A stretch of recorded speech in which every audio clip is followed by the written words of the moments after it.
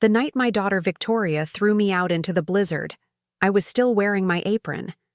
Flour dusted my hands as I stood shivering on their porch, watching the door slam in my face.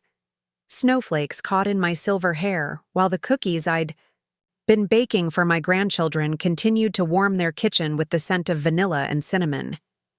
67 years old, and there I was, locked out of the very house I had sacrificed everything to provide for them. Before we jump back in, tell us where you're tuning in from. And if this story touches you, make sure you're subscribed, because tomorrow I've saved something extra special for you. Mother, you've become impossible to live with, Victoria had snapped just moments before. We need our space. You can't stay here anymore. Her husband Derek stood behind her, arms crossed, nodding in silent agreement.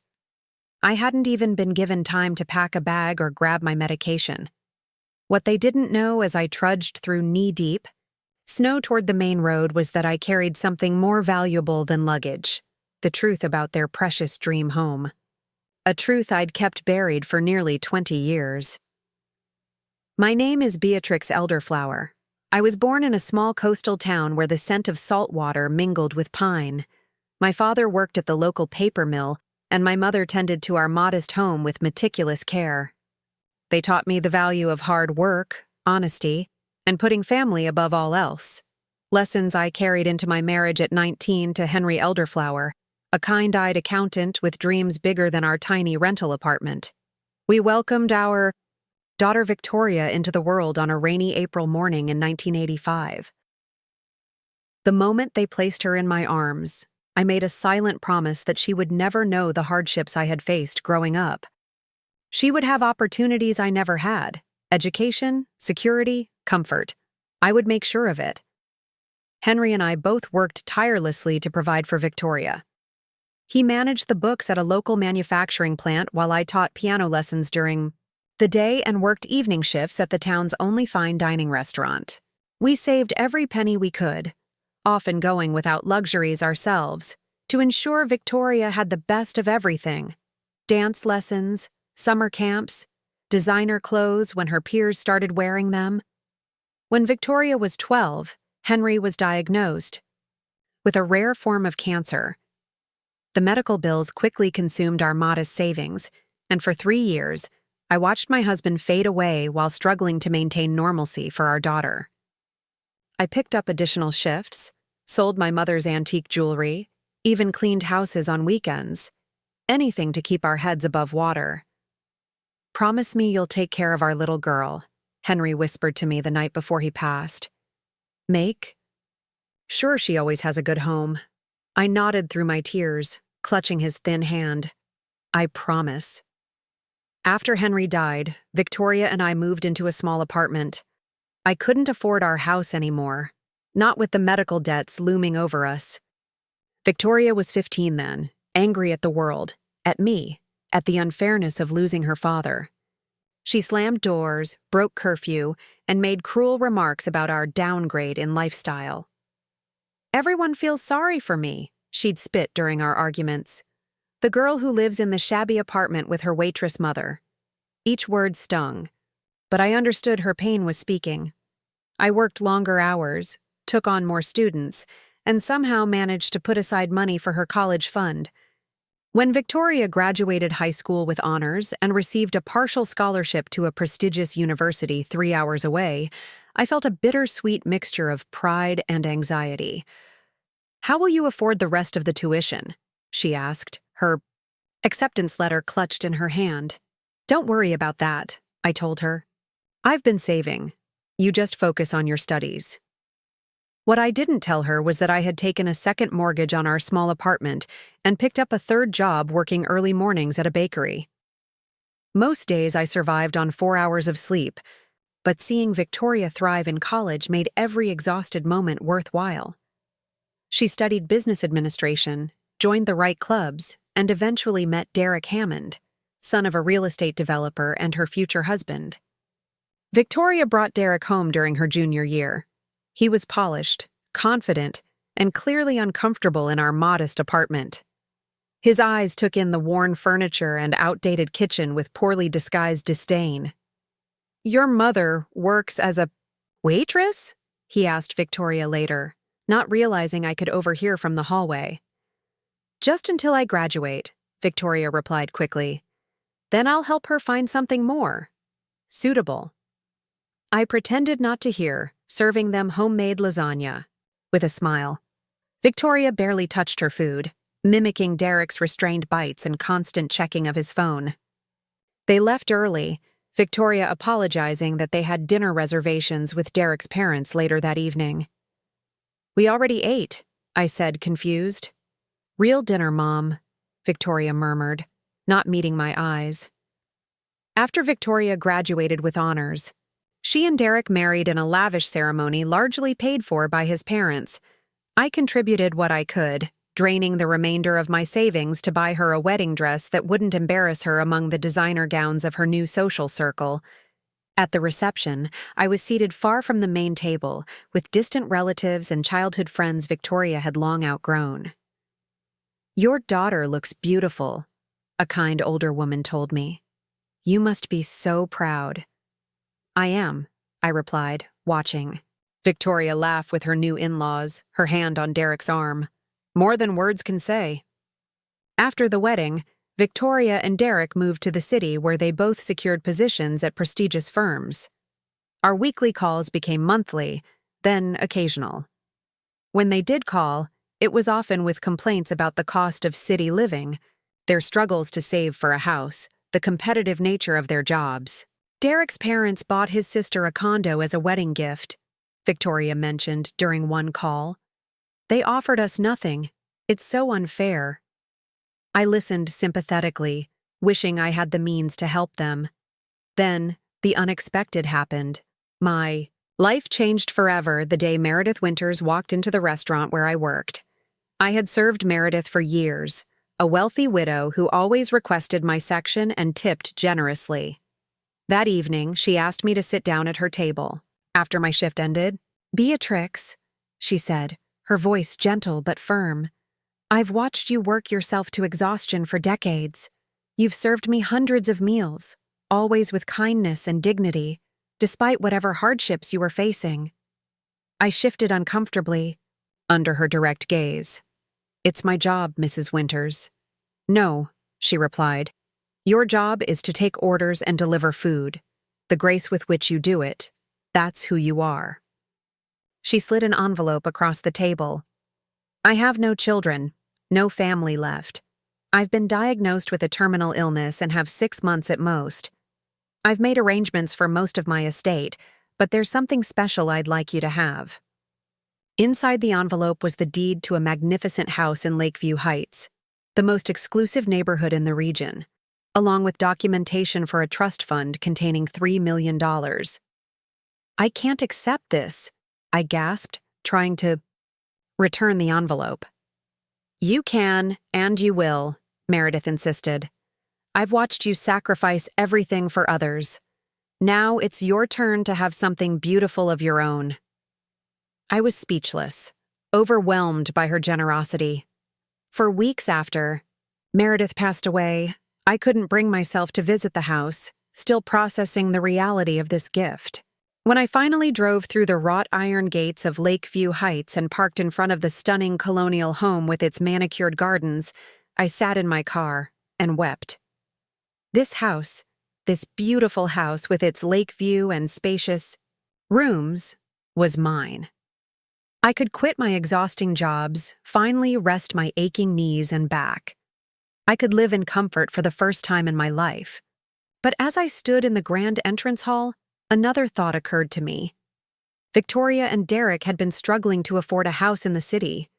This home was too large for just me. Perhaps this was meant for them. A gift I could finally give my daughter that would make her proud of me. That weekend, I called Victoria with the news. "I have a surprise for you and Derek," I said. "I'd like you to come visit next weekend." Victoria sounded suspicious. "What kind of surprise?" "A big one," I replied. Preparing and narrating this story took us a lot of time, so if you are enjoying it, subscribe to our channel. It means a lot to us. Now back to the story. Trust me, sweetheart. You'll want to see this in person. When they arrived, I drove them to Lakeview Heights. Victoria's eyes widened as we passed through the gates, and Derek sat up straighter, suddenly alert. "Who lives here?" Victoria asked as I parked in front of the house. I handed her the key with trembling fingers. "You do, if you want to." They were stunned as I explained Meredith's gift and my decision to give the house to them. Victoria actually hugged me, the first genuine embrace we'd shared in years, while Derek walked the perimeter of the property, already making plans. "The commute to the city is manageable," he mused. "And this address? This changes everything for us socially." I suggested that I could live with them, helping around the house, and with the grandchildren they planned to have someday. Victoria hesitated, looking to Derek, who nodded after a moment's calculation. "The place is certainly big enough," he conceded, "and having you here would save us the cost of household help." And so it was decided. I sold my apartment, retired from my jobs, and moved into the smallest bedroom on the first floor of the Lakeview house. I didn't touch the trust fund money, planning to keep it as a safety net for Victoria's future and her children's education. Only my financial advisor knew about those funds. I decided the money would be a surprise for when Victoria and Derek truly needed it. At first, our arrangement seemed perfect. I kept the house immaculate, cooked meals, and tended the garden, delighting in providing a beautiful home for my daughter.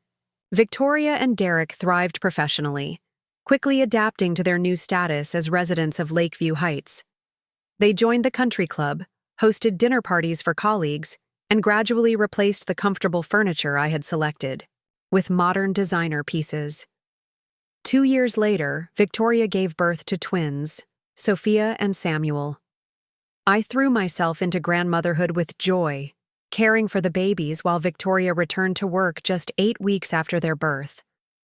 I sang them the same lullabies I had sung to Victoria, rocked them through colicky nights, and treasured every moment with them.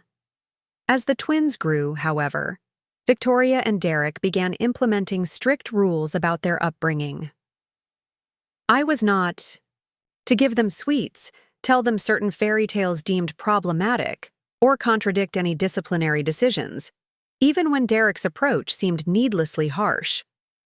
"Mom, we're raising the children our way," Victoria would say whenever I gently suggested an alternative. "Times have changed since you were a parent." I bit my tongue and complied, not wanting to risk my place in their lives. Over time, Victoria and Derek hosted more elaborate parties, renovated different sections of the house, and joined exclusive social groups in Lakeview Heights.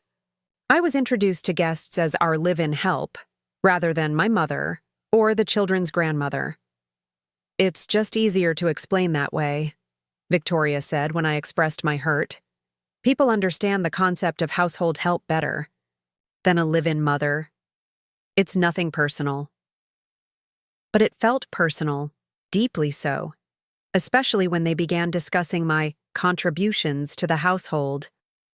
"The thing is, Mother," Victoria said during one particularly difficult conversation, "food costs have gone up significantly, and we're spending a lot on your groceries." I was stunned. "I do all the cooking, cleaning, and childcare. And we provide you with free housing in Lakeview Heights," Derek interrupted. "Do you know what rent would cost you here? Thousands per month." After that, I began buying my own groceries from my modest pension, careful to keep them separate in the refrigerator. I also started giving the twins small gifts purchased from my own funds: books, art supplies, small toys, treasures they would hide in their rooms away from their parents' minimalist aesthetic. By the time the twins were 5, my relationship with Victoria and Derek had deteriorated significantly.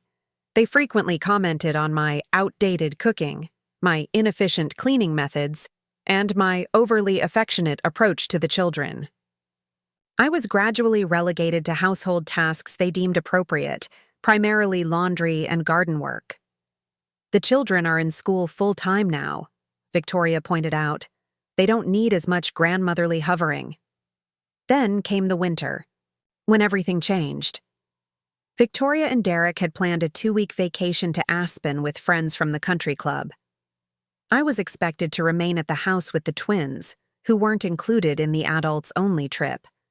The night before their departure, I overheard them arguing in their bedroom, their voices carrying through the heating vent to my small room below.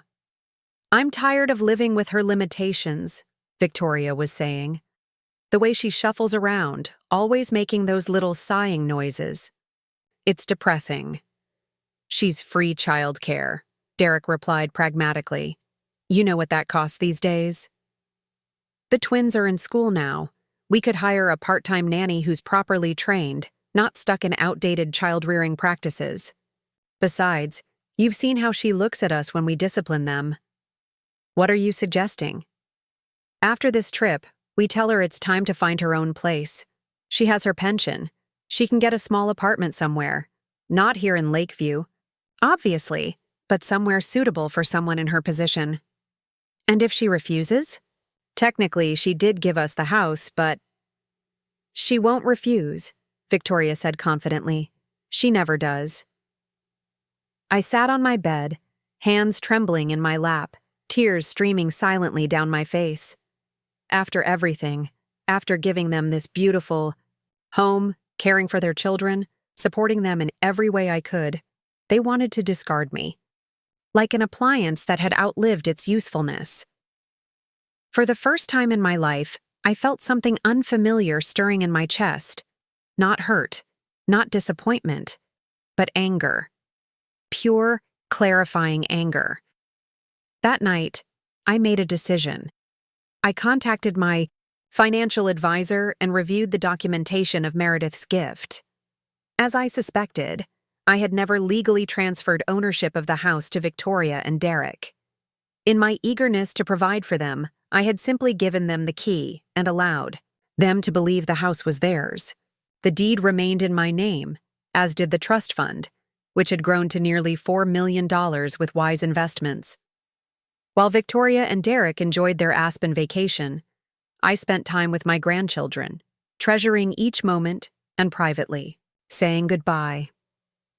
I knew what would happen when their parents returned, and I was prepared. The day after Victoria and Derek came home, they asked me to join them in the living room while the twins were at school. "Mother," Victoria began, her voice professionally compassionate, the same tone she likely used with junior employees she was firing. "Derek and I have been discussing our living situation." "Have you?" I replied quietly. "Yes, we think it's time for you to have your own space again, your independence." Derek nodded. "We've found several very nice senior apartments about 20 minutes from here. Affordable, too." "I see," I said. "And when would you like me to leave?" They exchanged surprised glances, clearly having expected resistance. "Well, we've actually put a deposit on a unit that will be available next month," Victoria said. "We can help you pack and move your things this weekend." I nodded slowly. "This weekend. I understand." "You're taking this better than we expected," Derek said, relief evident in his voice. "Life is full of surprises," I replied, managing a small smile. That weekend, a heavy snowstorm hit our region. The twins were having a sleepover at a friend's house, and Victoria and Derek had just returned from purchasing storage containers for my belongings. "We should get started packing," Victoria said over dinner. "The movers come on Tuesday." "Movers?" I asked. "You've already scheduled movers?" "Of course," Derek replied, not looking up from his phone. "We're efficient people, Beatrix." The use of my first name, never Mom or even Mother anymore, was the final straw. "Before we start packing," I said carefully, "there's something important we need to discuss about this house." Victoria sighed impatiently. "What about it?" "The ownership," I said. "I'm afraid there's been a misunderstanding." Derek finally looked up from his phone. What misunderstanding? You gave us this house years ago. Did I? I asked, opening the folder I had prepared. I don't recall ever signing ownership over to you. In fact, here's the deed, still in my name. And here are the property tax statements for the past 7 years, all paid from my account. Victoria's face paled as she stared at the documents. That's impossible. This is our house. We've been living here for years. Living here? Yes, I agreed. Owning it? No. Derek grabbed the papers, scanning them frantically. This has to be a mistake. You gave us this house. I gave you the opportunity to live in this house, I corrected. There's a difference. Victoria's shock quickly morphed into anger. So, what are you saying? After all these years, you're claiming this is still your house? That we've just been, tenants? I'm saying that legally, this house belongs to me, as does the trust fund that came with it. Trust fund? Derek's head snapped up. What trust fund? I placed another document on the table. Meredith Winters left me this house and a substantial trust fund. I've never touched the principal, which has now grown to nearly $4 million. The room fell silent, except for the howling wind outside. Victoria stared at me as if seeing a stranger. You've had millions of dollars all this time and never told us? She whispered. While we worked ourselves to exhaustion? While we budgeted and saved and stressed? About money? I was saving it for your future, I explained. For the twins' education, for any emergencies. I didn't want you to become dependent on it. Derek laughed bitterly. How considerate, all this time watching us struggle, and you were sitting on a fortune. Struggle? I repeated incredulously. You live in the most exclusive neighborhood in the region, belong to a country club, take luxury vacations, and drive imported cars. That's not struggling, Derek. That's privilege. Privilege I provided. Victoria stood up suddenly, her chair scraping against the hardwood floor. So now what? You're evicting us from our home? Your own daughter and grandchildren? No, I said calmly. I'm reclaiming my home. There's a difference. This is unbelievable, Victoria spat. After everything we've done for you. What exactly have you done for me? I asked, my voice finally betraying my hurt. Relegated me to the smallest bedroom? Introduced me as the help? Complained about the cost of feeding me while I raised your children? Please, enlighten me about your tremendous generosity. Derek stood up, placing his hands on Victoria's shoulders. This is clearly getting us nowhere. Beatrix, I suggest you reconsider this. Power play. We have rights as long-term occupants. Actually, I said, I consulted an attorney. Since you've never paid rent, never had a lease, and there's clear, high documentation that I maintained ownership and financial responsibility for the property, you're legally classified as guests. Guests I can ask to leave at any time. Victoria's face contorted with rage. You wouldn't dare. Wouldn't I? I asked softly. Isn't that exactly what you were planning to do to me? Discard me once I was no longer useful? That's different, Victoria shouted. We were offering you an apartment independence. And I'm offering you the same opportunity, I replied. The chance to live independently, on your own terms. Isn't that what you want? Derek's calculated demeanor finally cracked. This is preposterous. We've built our lives here. Our social standing, our proximity to work, the twins' school, everything is centered around this house. You can't just pull the rug out from under us. The way you plan to do to me? I asked. Giving me 1 month's notice after 7 years of unpaid childcare and housekeeping? Victoria slammed her hand on the table. Enough. You are not taking this house from us. I don't care what legal technicalities you've discovered. This is our home. Not anymore, I said, rising from my chair. I want you both to leave. Leave? Victoria laughed incredulously. It's a blizzard outside. You have cars with heated seats and all-wheel drive, I pointed out. There are dozens of luxury hotels within driving distance. I'm sure you'll manage. Derek pulled out his phone. I'm calling our lawyer right now. Please do, I encouraged. I'll wait while you explain how you've been living rent-free in someone else's property while planning to evict them. Victoria stepped closer, her voice dropping to a dangerous whisper. You can't do this to your own daughter. My daughter, I replied, looking her directly in the eyes, would never have treated me the way you have. Something in my tone must have convinced them I was serious. Victoria stormed upstairs, and I could hear her throwing things into suitcases, while Derek made several heated phone calls.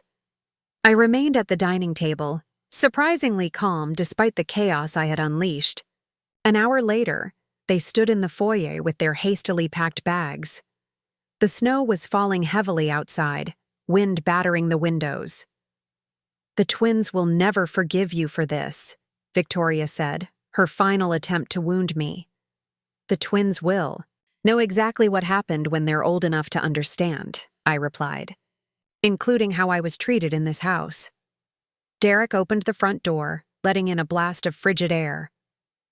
This isn't over, Beatrix, he threatened, not by a long shot. I smiled sadly. It was over the moment you stopped seeing me as family and started seeing me as an inconvenience. They left without another word, their expensive SUV disappearing into the swirling snow. I closed the door, leaning against it as the enormity of what I had done washed over me. For the first time, in decades I had chosen myself, my own dignity, my own worth. The house felt extraordinarily empty, but also somehow lighter. I walked slowly through the rooms that had never truly felt like mine despite the fact that I owned them. Tomorrow would bring complications, arrangements for the twins, legal maneuvers from Victoria and Derek, the inevitable social fallout. But tonight, in the quiet of the snowstorm, I allowed myself to simply exist in this space without apology or explanation. I made myself a cup of tea and sat in the window seat overlooking the frozen lake, watching the snow transform the landscape into something new and unrecognizable, like me, like my life from this moment forward. The old Beatrix would have continued sacrificing, continued accepting scraps of affection and respect. But that Beatrix had left the building, kicked out into a different kind of storm, one that had ultimately set her free. The morning after Victoria and Derek left, I awoke to an eerie silence. The snowstorm had passed, leaving the world outside blanketed in pristine white. For a moment, I lay still, absorbing the unfamiliar peace of the house. No rushed footsteps overhead, no hissed instructions about breakfast preferences, no carefully modulated voices discussing my latest shortcomings. Just silence, and the gentle tick of the grandfather clock in the hallway. I made myself a proper breakfast for the first time in years, 2 eggs with buttered toast and a pot of tea, and ate it at the kitchen island, watching cardinals flutter around the bird feeder outside. The simple pleasure of eating without judgment felt revolutionary. No comments about cholesterol or carbs, no meaningful glances when I reached for the sugar bowl. My momentary peace was interrupted by the harsh ring of the telephone. Victoria's name flashed on the screen. I took a deep breath and answered. I hope you're satisfied, she said, without preamble, her voice tight with controlled fury. The twins are hysterical. They don't understand why they can't come home from their sleepover. I closed my eyes briefly. Where are you staying? The Parkview Hotel, she snapped. Not that you care. Of course I care, Victoria. The twins are welcome to come back to the house any time. You and Derek are not. Her laugh was brittle. That's your solution? Separating children from their parents? I always knew you were selfish beneath that martyred exterior, but this is beyond comprehension.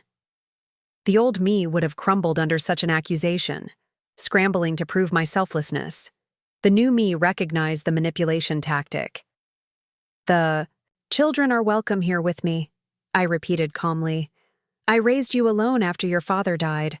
I'm more than capable of caring for Sophia and Samuel. While Derek and I, what? Live in a hotel indefinitely?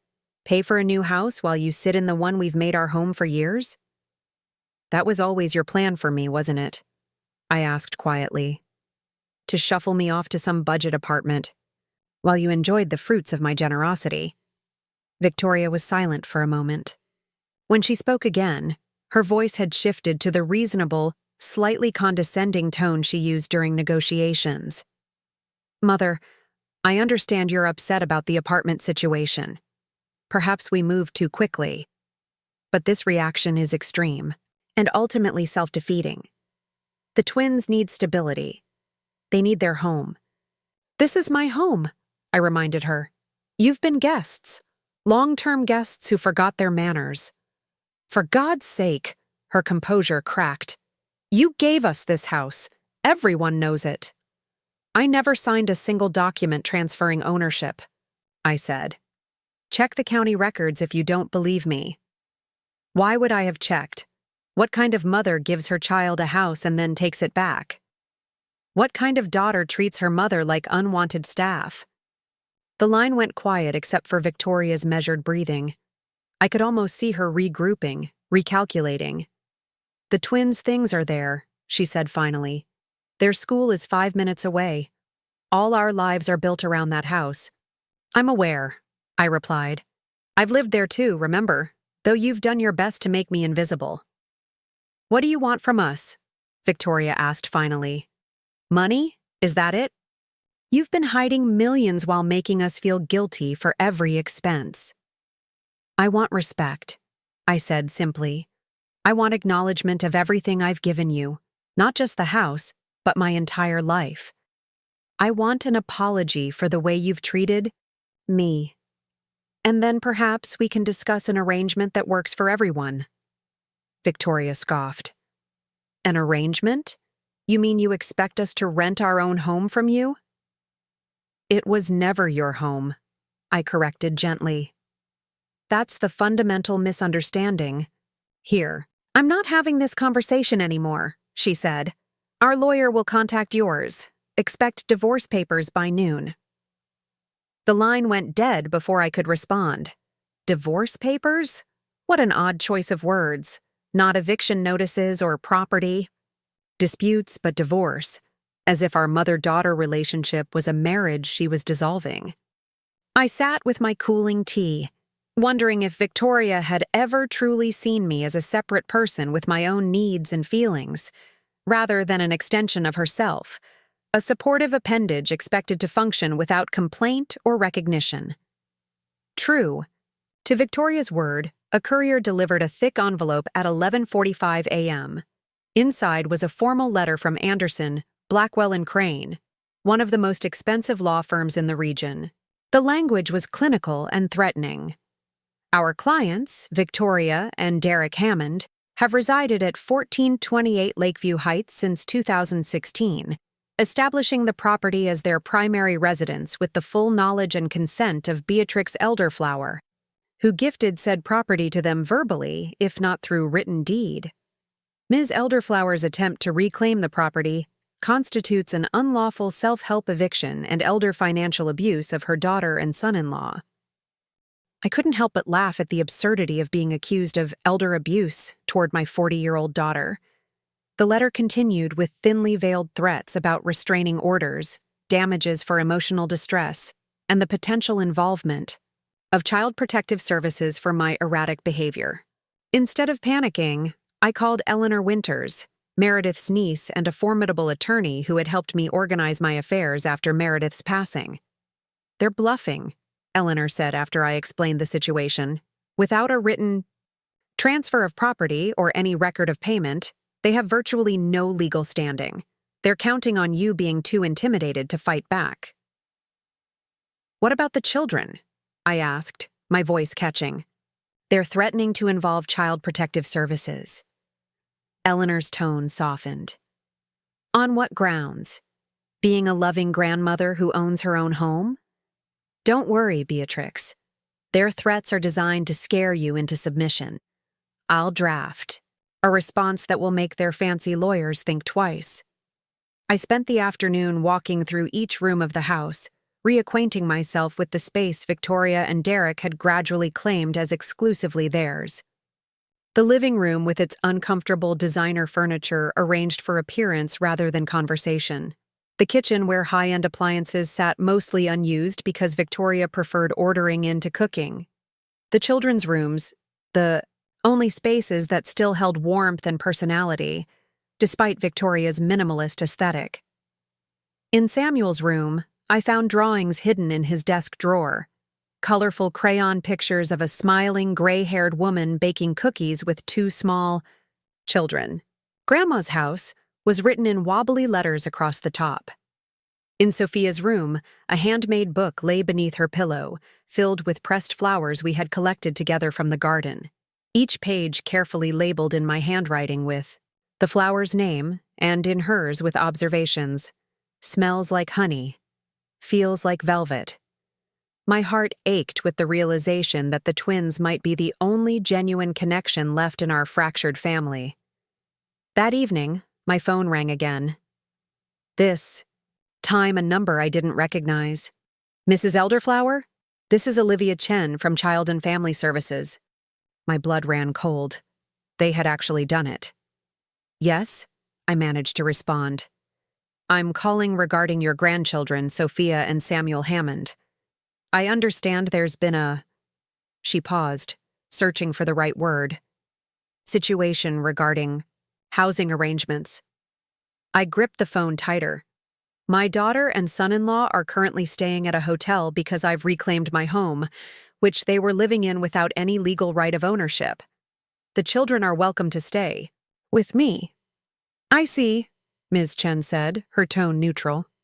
Mrs. Hammond has expressed concerns about your capacity to care for the children due to what she describes as sudden erratic behavior and financial manipulation. I'm 67 years old, in excellent health, and financially secure, I replied, fighting to keep my voice steady. I've been the twins' primary caregiver since their birth. If anyone has demonstrated erratic behavior, it's my daughter and her husband, who plan to evict me from my own home with 1 month's notice after years of unpaid childcare and housekeeping.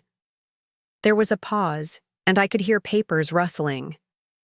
Mrs. Elderflower, would it be possible for me to visit you at the property tomorrow? It's standard procedure in situations like this. Of course, I agreed. I have nothing to hide. After hanging up, I called Eleanor again, anxiety churning in my stomach. They've involved child services, I told her, my voice cracking. As expected, Eleanor replied, unsurprised. They're throwing everything at the wall to see what sticks. This is about pressuring you to back down, Beatrix. They think you'll crumble at the first sign of official involvement. What if they take the children? On what grounds? Eleanor asked patiently. You're their grandmother. You've been their primary caregiver, and you're offering them a stable home. Their same home, in fact. This is a transparent intimidation tactic. Trust me. Despite Eleanor's reassurances, I spent a sleepless night imagining worst-case scenarios. By morning, I was exhausted but determined. I cleaned the already immaculate house, prepared a batch of the twins' favorite cookies, and set out photo albums documenting my years caring for them. If Victoria wanted a fight, she would discover that maternal instinct cut both ways. Ms. Chen arrived precisely at 10 a.m., a young woman with intelligent eyes and a neutral expression that gave nothing away. I offered her tea, which she accepted, and we sat in the sunroom overlooking the garden. This is a beautiful home, she commented, glancing around. Thank you.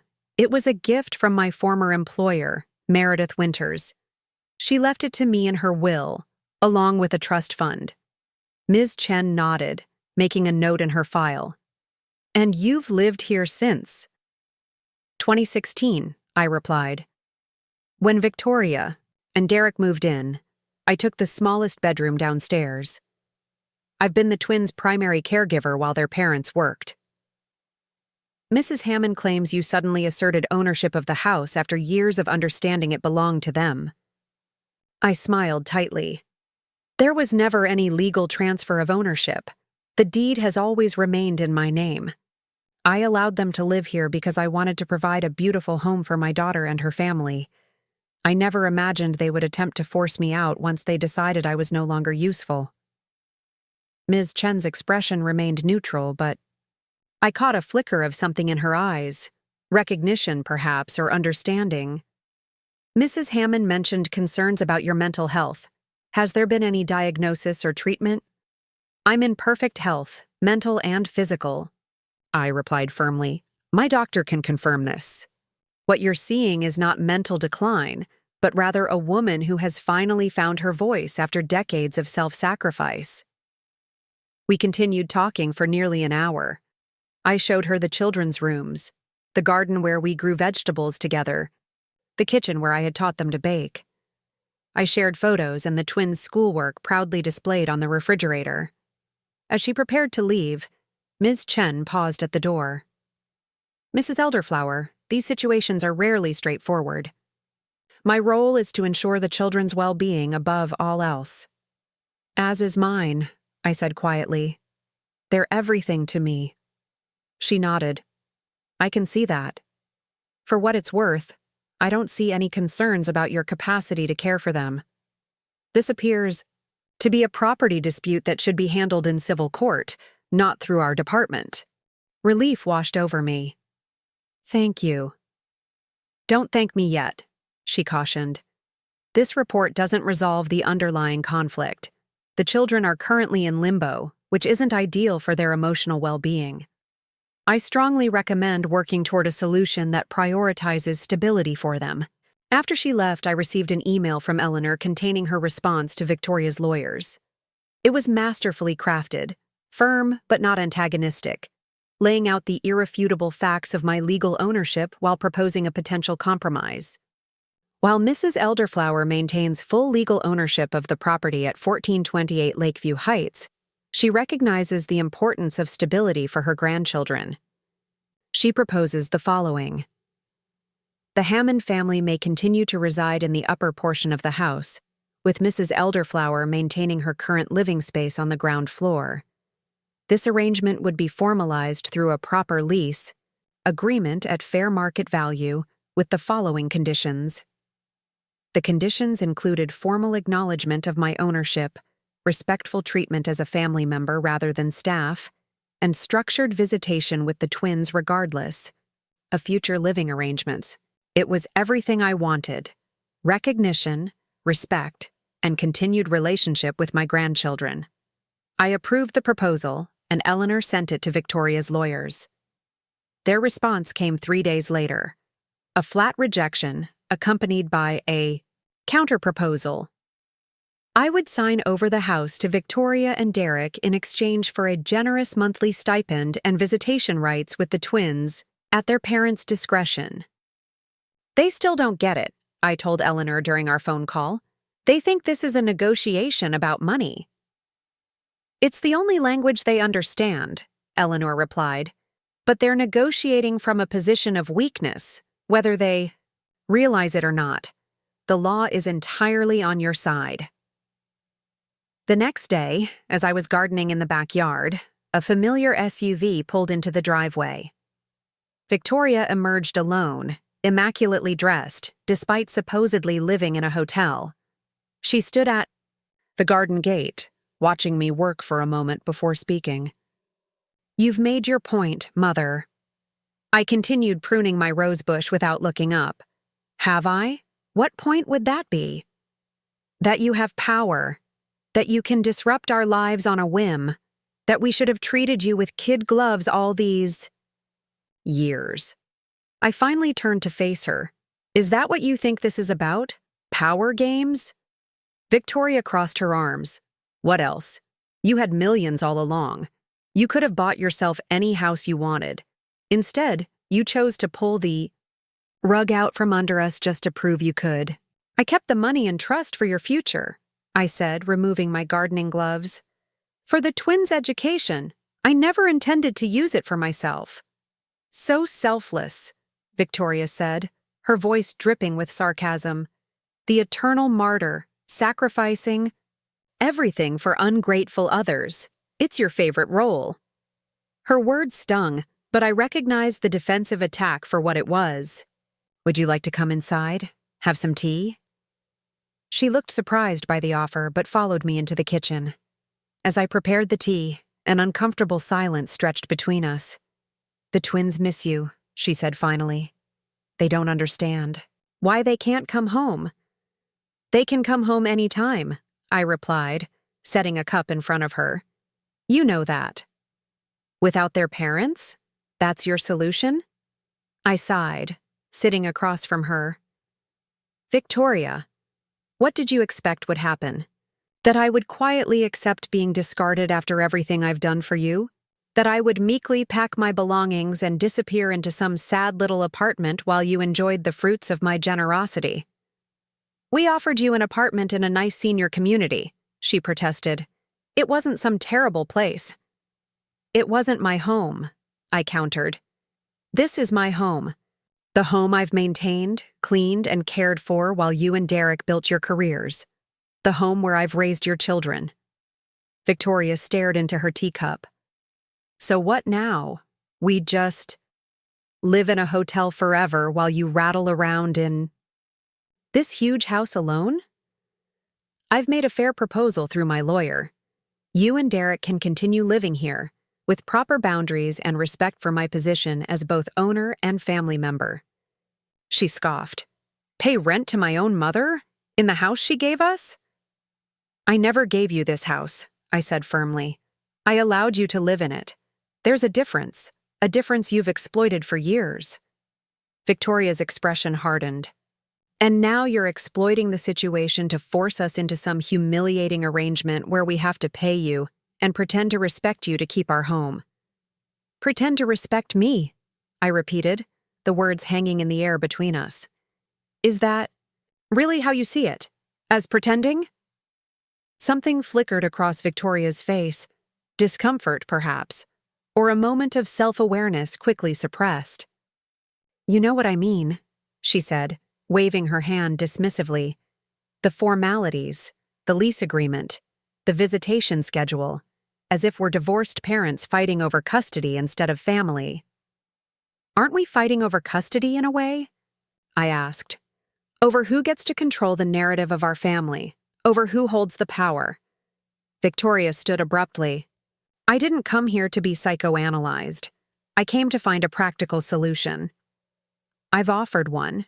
You rejected it. Because it's humiliating, she exclaimed.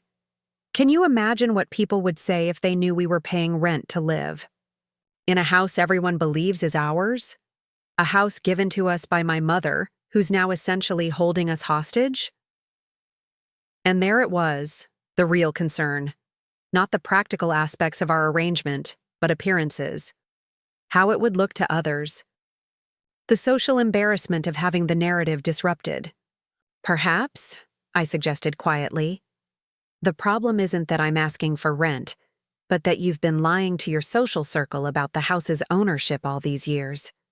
Victoria's face flushed. We haven't been lying. You gave us this house.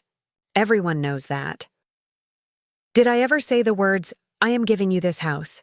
Did I ever sign a deed transfer? Or did you simply assume ownership because it suited your narrative? Victoria grabbed her purse. This conversation is pointless. You've clearly made up your mind to punish us, regardless of how it affects the twins. The twins are welcome. Here any time, I repeated. As are you and Derek, under the terms I've proposed. Terms, she spat. Like we're negotiating with a stranger, not family. Isn't that how you've treated me? Like staff, not family? Victoria paused at the door. You know what your problem is, Mother? You've always measured love in sacrifices. Tallying up everything you've given, keeping score, expecting gratitude for doing what mothers are supposed to do. It's exhausting. The words hit like a physical blow. I remained seated, unable to form a response as she walked out, the door closing firmly behind her. Was that how she saw me? as scorekeeping my sacrifices? I had never wanted gratitude, just basic respect and recognition, hadn't I? That night, I received a text message from a number I didn't recognize. "Grandma, it's Sophia, using Lily's phone. Miss you? When can we come home?" Tears sprang to my eyes. Home. The twins still saw the house as home, and me as part of that home. Whatever Victoria and Derek might think, the children knew where they belonged. I texted back, "I miss you too, sweetheart. I'm working on bringing you home soon. Be patient a little longer. I love you." The next morning, Eleanor called with unexpected news. Victoria's lawyer reached out. They want to arrange a formal mediation session. "Mediation?" I repeated, surprised.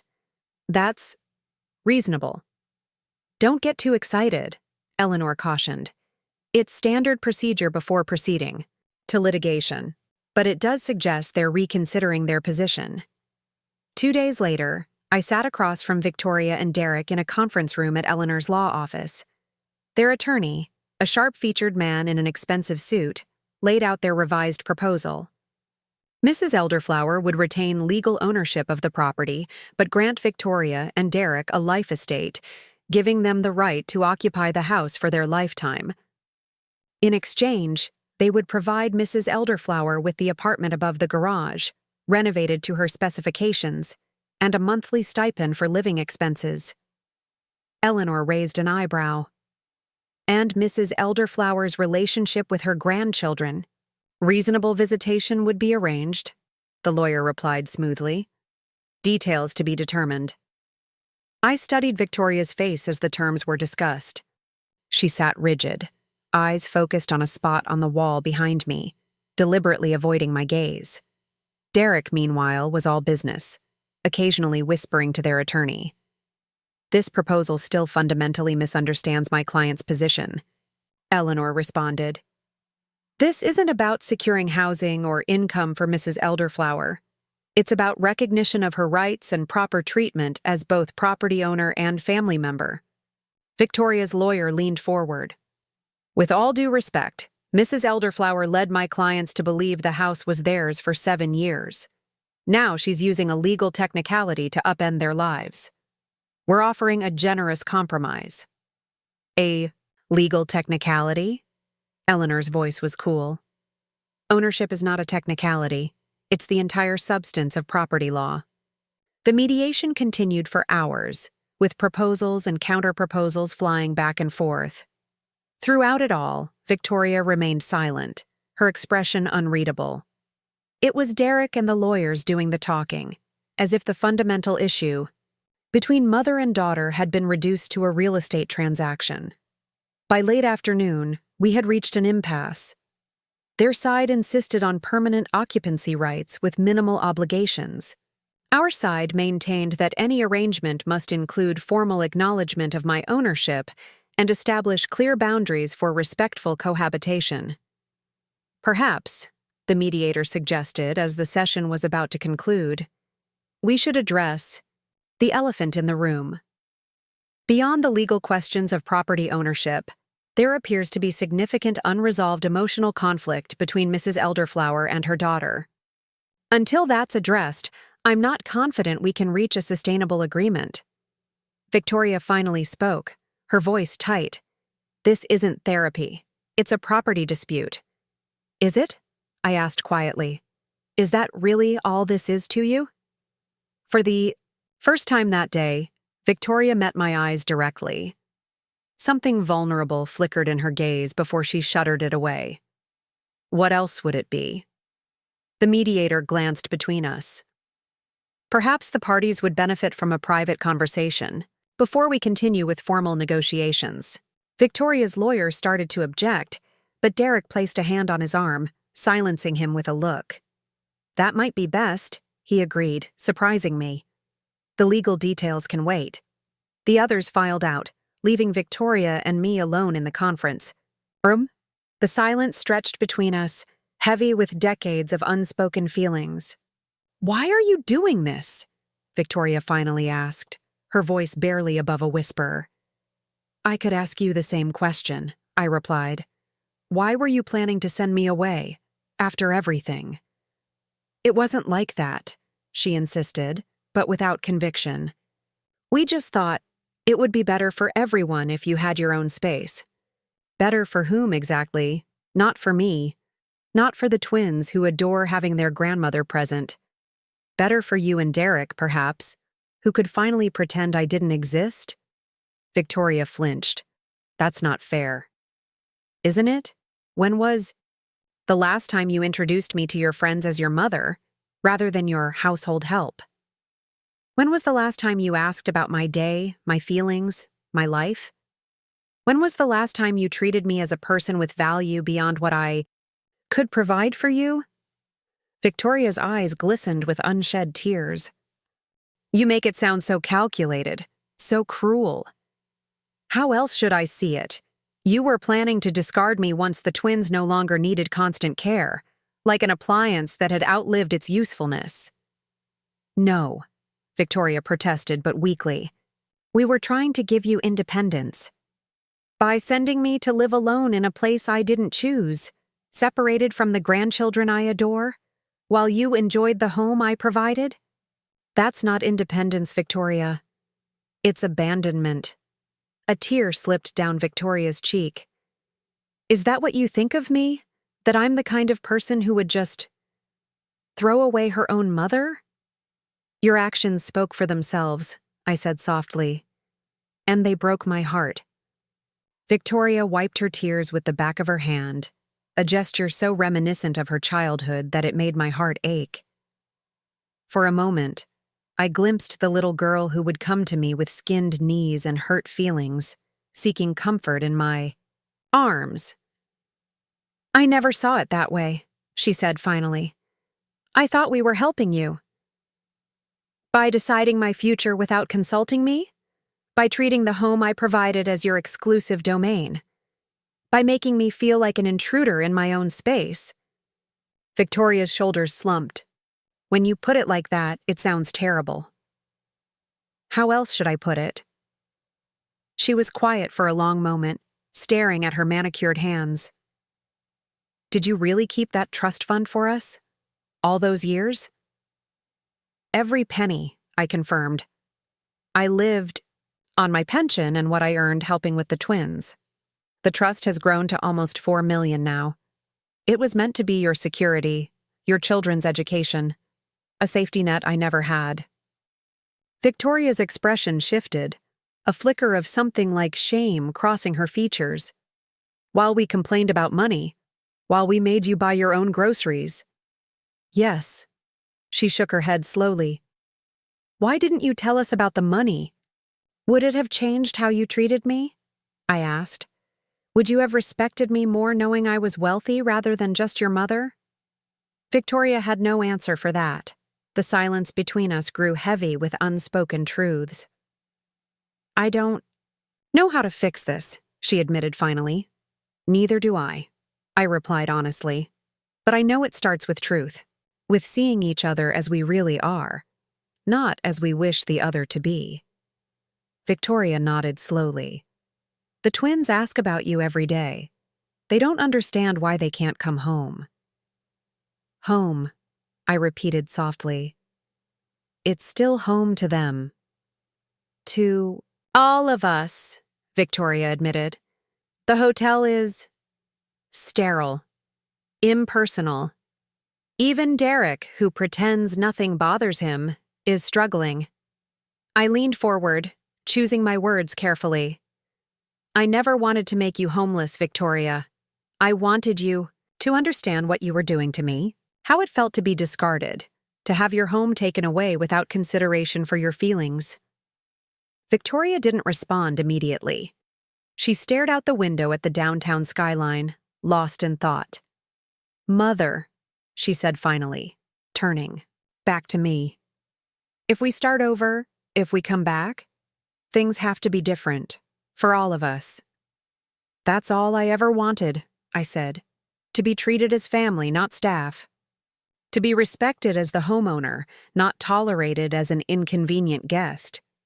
Victoria nodded slowly. I can't promise we'll never disagree, that there won't be tension or adjustments, but I can promise to try seeing things from your perspective.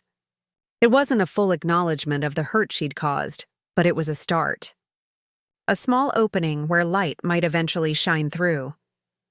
The twins can come home tonight, I said. You and Derek as well, if you're willing to continue discussions about a formal arrangement. Relief washed over Victoria's face. Thank you, she whispered. When the lawyers and Derek returned, we outlined a preliminary agreement. The Hammonds would return to the house while we continued to work on a formal arrangement. I would retain my bedroom and have full use of common areas. There would be family dinners 3 times a week, and I would continue to care for the twins after school. Most importantly, Victoria and Derek acknowledged in writing that I was the legal owner of the property, and any future arrangement would be based on that reality. As we signed the interim agreement, Derek leaned toward me, speaking quietly so only I could hear. For what it's worth, I was against sending you to that apartment. Victoria was convinced it was for your own good. I should have spoken up more forcefully. I studied his face, surprised by this unexpected confession. Derek had always been polished and remote, more concerned with appearances than emotions. This glimpse of conscience was unexpected. Thank you for telling me, I replied simply. That evening, the twins burst through the front door, their faces alight with joy. Grandma! They cried in unison, launching themselves into my arms with such force I nearly toppled backward. We missed you so much, Sophia whispered, her arms tight around my neck. The hotel didn't have your cookies, Samuel added solemnly, as if this were the greatest tragedy imaginable. I laughed, holding them close, breathing in their familiar sense of shampoo and childhood. I missed you too. More than you can possibly. No. Over their heads, I caught Victoria's eye. She stood in the doorway, watching our reunion with an expression I couldn't quite decipher, something between wistfulness and realization. Perhaps she was remembering her own childhood embraces, or perhaps she was seeing for the first time the depth of bond between her children and me. The following weeks brought an uneasy truce to our household. Victoria and Derek were unfailingly polite, if somewhat stiff, carefully navigating the new reality of our shared space. I maintained my own routines while trying to respect their privacy.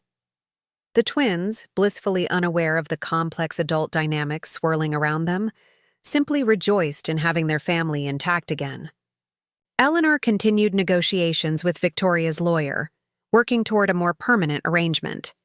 The current proposal would formalize my ownership while granting Victoria and Derek a long-term lease at a nominal rate, with provisions for my fee, continued residence and specified rights regarding common areas in the garden I loved. It's a good compromise, Eleanor assured me over tea in her office. You maintain ownership and dignity, they maintain stability and face-saving, and everyone acknowledges the reality of the situation. I nodded, stirring honey into my cup. And if I die? What happens then? Eleanor eyed me carefully. That depends on your will. Currently, Victoria would inherit as your only child. Is that still your intention? The question gave me pause. After everything that had happened, did I still want Victoria to inherit the house and trust fund? The hurt she had caused ran deep, but she was still my daughter, the only family I had besides the twins. I need to think about it, I said finally. Perhaps there's a way to ensure the twins' future, while also acknowledging Victoria's place in my life. There are options, Eleanor assured me. Trusts can be structured with specific conditions. We can discuss those when you're ready. That evening, I found Victoria alone in the kitchen, absently stirring a cup of tea. The twins were in bed, and Derek was working late. May I join you? I asked, pausing in the doorway. She nodded, gesturing to the chair across from her, Furrow. Sat in companionable silence for a few minutes before Victoria spoke. I've been thinking a lot about what you said, about how we treated you. I waited, giving her space to continue. "When did it start?" she asked, her voice soft with self-reflection. "When did I stop seeing you as my mother and start seeing you as— I don't even know what?" "An obligation," I suggested gently. "A complication in your perfect life." Victoria winced but didn't deny it. I wanted so badly to fit into Derek's world, to be accepted by his colleagues and their wives. They all came from money, from polished backgrounds with summer homes and private schools. And there I was, the scholarship girl with the waitress mother. "You were ashamed of me," I said, the realization bringing a fresh wave of hurt despite its obviousness. "Not of you," Victoria protested, then reconsidered. "Not exactly. More of what you represented. A life of struggle, of financial insecurity, everything I had worked so hard to escape."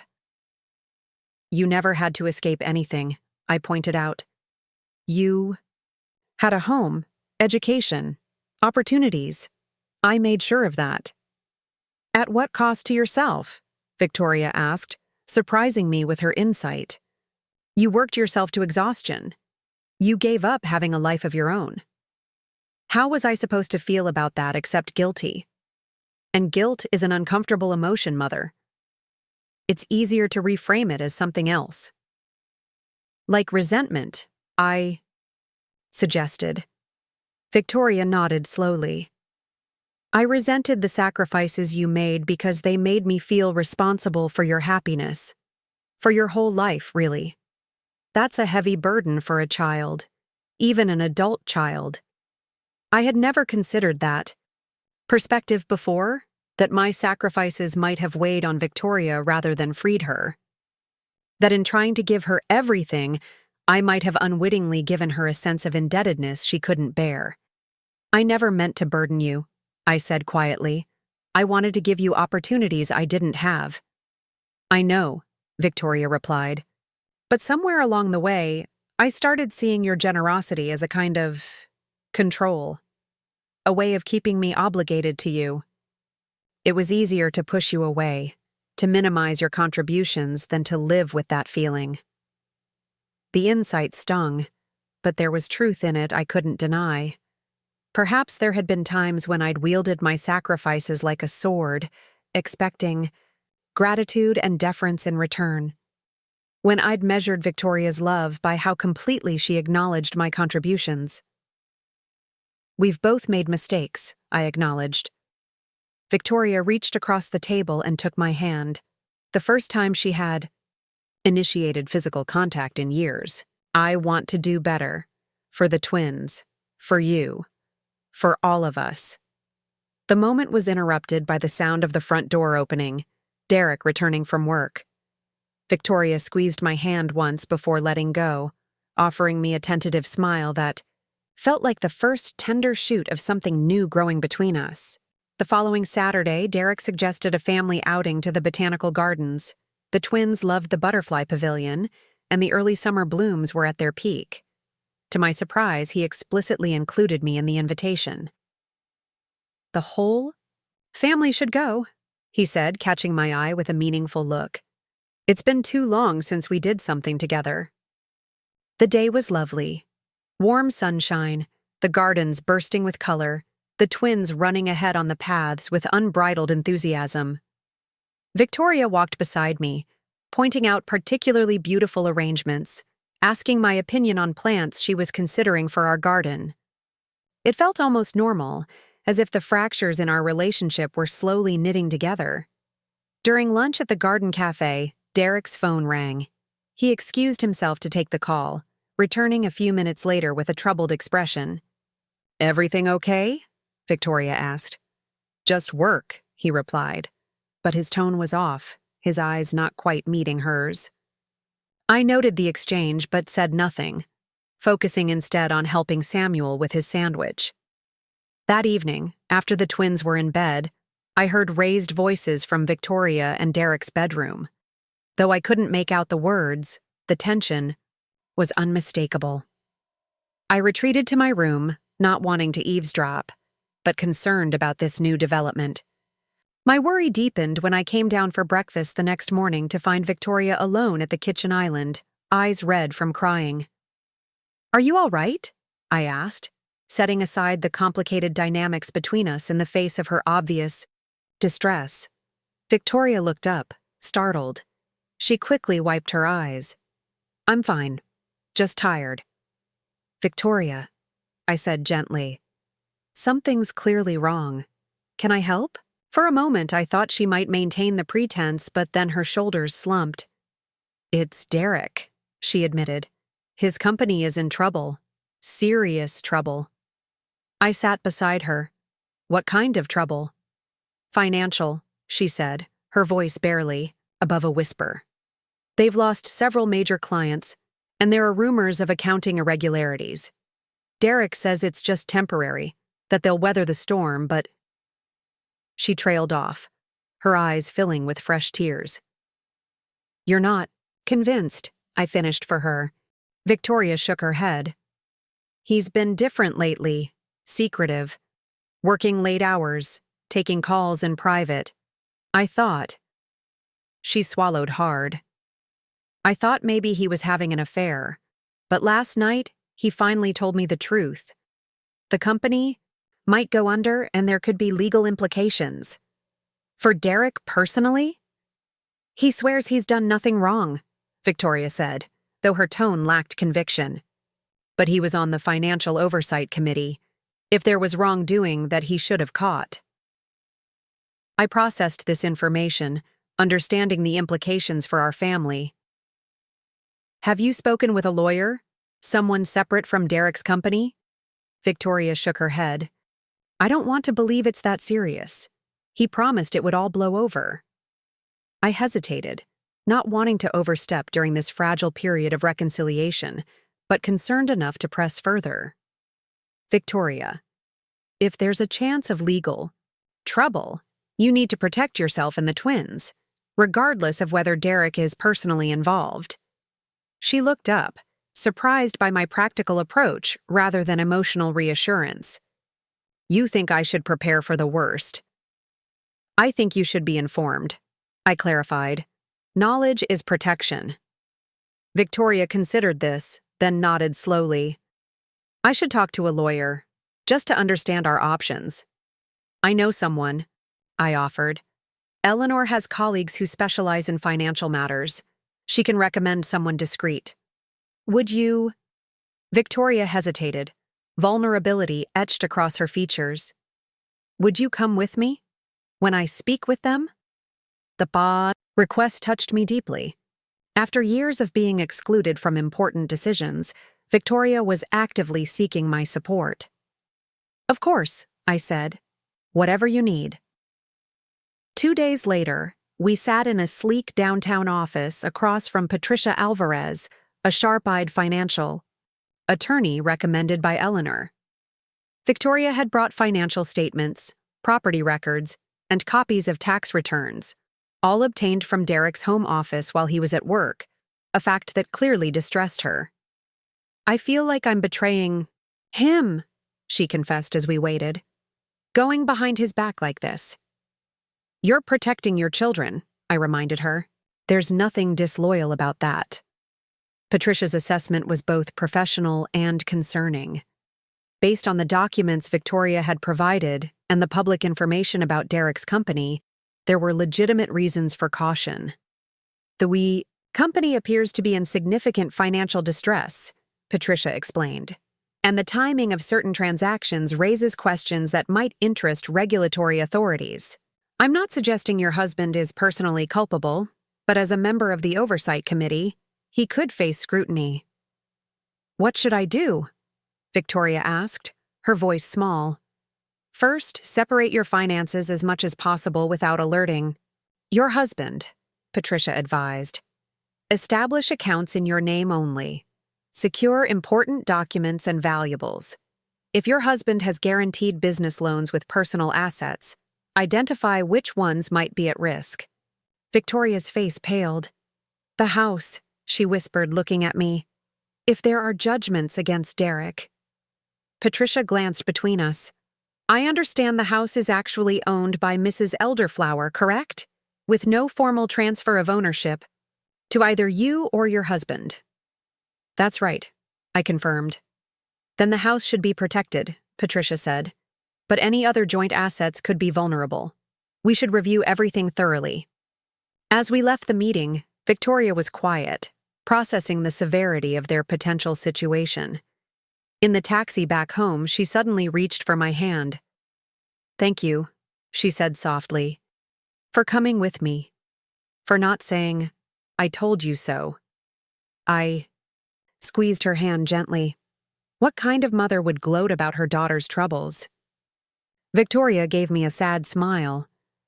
The kind of daughter I've been would probably deserve it. Over the next week, Victoria followed Patricia's advice, discreetly separating finances and securing important documents. Derek, increasingly preoccupied with the crisis at his company, seemed barely to notice the changes at home. He came home later each evening, distracted and tense, offering brief kisses to the twins before retreating to his home office with a tumbler of scotch. One evening, Victoria knocked softly on my bedroom door. When I opened it, she stood in the hallway looking smaller somehow, less certain than the polished professional she normally presented to the world. "Can we talk?" she asked. I invited her in, and she perched on the edge of my reading chair, hands clasped tightly in her lap. "Derek's company is being investigated by the SEC, she said without preamble. "He just told me they've frozen certain accounts, and they're reviewing years of financial records." "I'm so sorry," I said, genuinely concerned despite my complicated feelings about Derek. "Does he have good legal representation?" Victoria nodded. "The company has attorneys, but Patricia recommended he retain personal counsel as well. The interests of the company and its executives may not align if things get worse." "And financially?" I asked gently. Victoria's composure cracked slightly. "We're not in immediate danger. I've secured our primary accounts as Patricia suggested. But if there are fines or settlements—" She trailed off, the implications hanging in the air between us. I took a deep breath, making a decision I'd been contemplating since our first meeting with Patricia. "Victoria, I want you to know that regardless of what happens with Derek's situation, you and the twins will always have a home here, and if necessary, I can help with legal expenses from the trust fund." Victoria looked up, surprised. "You'd do that? After everything?" "You're my daughter," I said simply. "And they're my grandchildren. Whatever has happened between us doesn't change that." Tears spilled down Victoria's cheeks. "I don't deserve your help." "It's not about deserving," I told her. "It's about family. Real family, not the performance of family we've been acting out all these years." Victoria wiped her eyes. "I don't even know how we got so lost from each other." "One small decision at a time," I suggested. "One moment of choosing appearance over authenticity. One priority misplaced. Until suddenly, we were strangers living in the same house." Victoria nodded slowly. "I want to find our way back," she whispered. "I need my mother right now.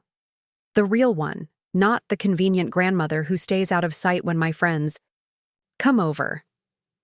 The raw honesty of her admission broke something open inside me, a door long sealed shut against disappointment and hurt. "I'm right here," I said, opening my arms. "I've always been right here." Victoria moved into my embrace, her body shaking with silent sobs as I held her, stroking her hair as I had when she was small. For the first time in years, perhaps decades, we were simply mother and daughter, without pretense or performance. In the days that followed, a subtle shift occurred in our household dynamics. Victoria began consulting me about decisions regarding the twins, genuinely seeking my input rather than issuing directives. She spoke openly about her concerns regarding Derek's situation, no longer maintaining the veneer of perfect family life. Most significantly, she invited me to a dinner party she hosted for colleagues, introducing me properly as her mother, including me in conversations. even sharing the story of how I had cared for her after her father's death. Derek, meanwhile, grew increasingly withdrawn. The investigation into his company expanded, with several executives placed on administrative leave pending further inquiry. Though he maintained his innocence of any deliberate wrongdoing, the stress etched itself into his face, aging him visibly. One evening, I found him alone on the back patio, staring into the darkness with a half-empty glass of scotch in his hand. "May I join you?" I asked. He gestured vaguely to the chair beside him, not speaking. We sat in silence for several minutes before he finally spoke. "You must be enjoying this," he said, his voice rough with bitterness. "Watching my life implode while you sit securely in the house you reclaimed." "I take no pleasure in your troubles, Derek," I replied evenly. "Or in the worry they're causing Victoria and the twins." He gave a harsh laugh. "Saint Beatrix, above such petty emotions as satisfaction at an enemy's downfall." "Are we enemies?" I asked, genuinely curious about his perception. "I never thought of us that way." Derek took another sip of his drink. "Perhaps not enemies, competitors then, for Victoria's loyalty, for position in this household." "It wasn't a competition until you made it one," I pointed out. "There was room for both of us in Victoria's life, in this home." "Was there?" he challenged. "You were always there, always watching, judging our parenting, our lifestyle. The living embodiment of Victoria's humble origins, which she's worked so hard to transcend." "Is that how you see me? As some sort of class reminder Victoria needed to shed?" Derek didn't answer directly. "Do you know what it's like?" he asked instead. "To watch your wife defer to someone else's judgment? To feel like an outsider in your own home because there's this prior claim on your family's affection and loyalty?" I considered his words, trying to see our shared history from his perspective. "I never intended to undermine you, Derek. I only wanted to help, to be part of my daughter's life and my grandchildren's upbringing." "Your help came with strings," he said flatly, "with expectations about how we should live, how we should parent, with subtle reminders of your sacrifices and Victoria's debt to you." The accusation echoed Victoria's earlier words about feeling burdened by my sacrifices. Was there truth in it? Had my presence, my history of giving, created a weight that derailed their momentum rather than supporting it? "Perhaps we've all made mistakes," I conceded. "But hiding the truth about the house, planning to send me away without discussion, those weren't solutions. They were evasions." Derek drained his glass. "Maybe," he acknowledged, surprising me with even this small concession. "But now it's all academic, isn't it? If this investigation goes where I think it might, none of us will be living in this house much longer." "What do you mean?" I asked, alarm rising. "Legal fees, potential settlements, reputation damage," Derek listed flatly. "Even with Victoria's attempts to separate our finances, the reality is that my career is likely over. No firm will touch me after this, regardless of the outcome. We'll have to downsize dramatically, probably leave Lakeview Heights altogether." "Unless I choose to help," I said quietly. Derek's head snapped up, eyes narrowing suspiciously. "What?" "The trust fund," I reminded him. "It exists for exactly this kind of situation, to provide security when circumstances threaten the family's stability." "Victoria mentioned you'd offered," he said slowly. "I assumed it was just talk." "I don't make empty offers," I replied, "especially not about my grandchildren's security." Derek studied me, confusion evident in his expression. "Why would you help me after how I've treated you? After I supported sending you away?" "I'm not helping you," I clarified. "I'm helping Victoria and the twins. But that help can extend to legal representation for you, if needed, because your situation affects them directly." Derek was silent for a long moment, absorbing this information. I don't understand you, he said finally. You had every reason to wash your hands of us, to enjoy watching our comeuppance. Instead, you're offering a lifeline we don't deserve. That's where you're wrong, I told him. Family isn't about deserving. It's about belonging, through good decisions and bad ones, through pride and humility, through success and failure. I don't know if I can accept help from you, Derek admitted, pride battling with practicality in his expression. It would mean acknowledging how wrong I was, about the house, about you, about everything. Sometimes, I said gently, admitting, we were wrong is the first step toward becoming right. Derek didn't respond, but as he stood to go inside, he paused beside my chair. Thank you, he said stiffly, the words clearly costing him. For the offer. I'll consider it. As I watched him walk back to the house, shoulders slumped under the weight of impending professional disgrace, I felt an unexpected pang of compassion. Derek had been wrong about many things, had treated me poorly, had supported Victoria's plan to discard me. But he was also a father who loved his children, a husband trying to maintain his family's lifestyle, a man facing the collapse of everything he had built. In that moment, I understood that true forgiveness wasn't about forgetting the hurt or pretending it never happened. It was about seeing the full humanity of those who had wounded you, their flaws and strengths, their cruelty, and their capability for growth. It was about creating space for redemption, not because they deserved it, but because without that possibility, we all remained trapped in our worst moments. I remained on the patio long after Derek had gone inside, watching the stars emerge in the night sky, contemplating the strange turns life had taken. 6 months ago, I had been the invisible grandmother, tolerated, but not truly seen. Now I was the family's potential savior, the one with the power to preserve or withhold security. The irony wasn't lost on me. By standing up for myself, by refusing to be discarded, I had reclaimed not just my home, but my central place in the family. Not as a servant or convenience, but as the matriarch I had always been. The morning newspaper arrived with Derek's company. Splashed across the front page, Halcyon Financial under federal investigation, executives face scrutiny. I quickly folded it and tucked it under a stack of mail before the twins came down for breakfast. They were too young to understand the implications, but children absorb more than adults realize. Their fathers' tense silences, their mothers' tearful phone calls, these had not gone unnoticed. "Grandma, is Daddy in trouble?" Sophia asked as I placed a bowl of oatmeal in front of her. Her blue eyes, so like Victoria's, were wide with concern beyond her years. "Your daddy is dealing with some complicated grown-up problems at work," I explained carefully. "But he loves you very much, and that will never change." "Is that why Mom was crying in the bathroom?" Samuel asked, stirring honey into his oatmeal with unusual concentration. "And why Daddy sleeps in the guest room now?" I hadn't realized.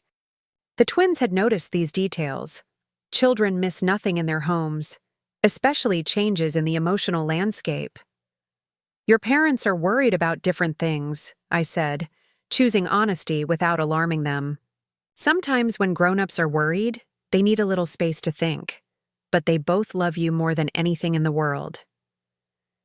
The twins seemed satisfied with this explanation, at least temporarily.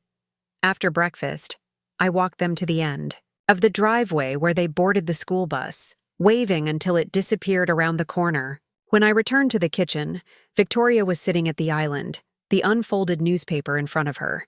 Her face was pale but composed. "The twins are asking questions," I told her, pouring myself a fresh cup of tea.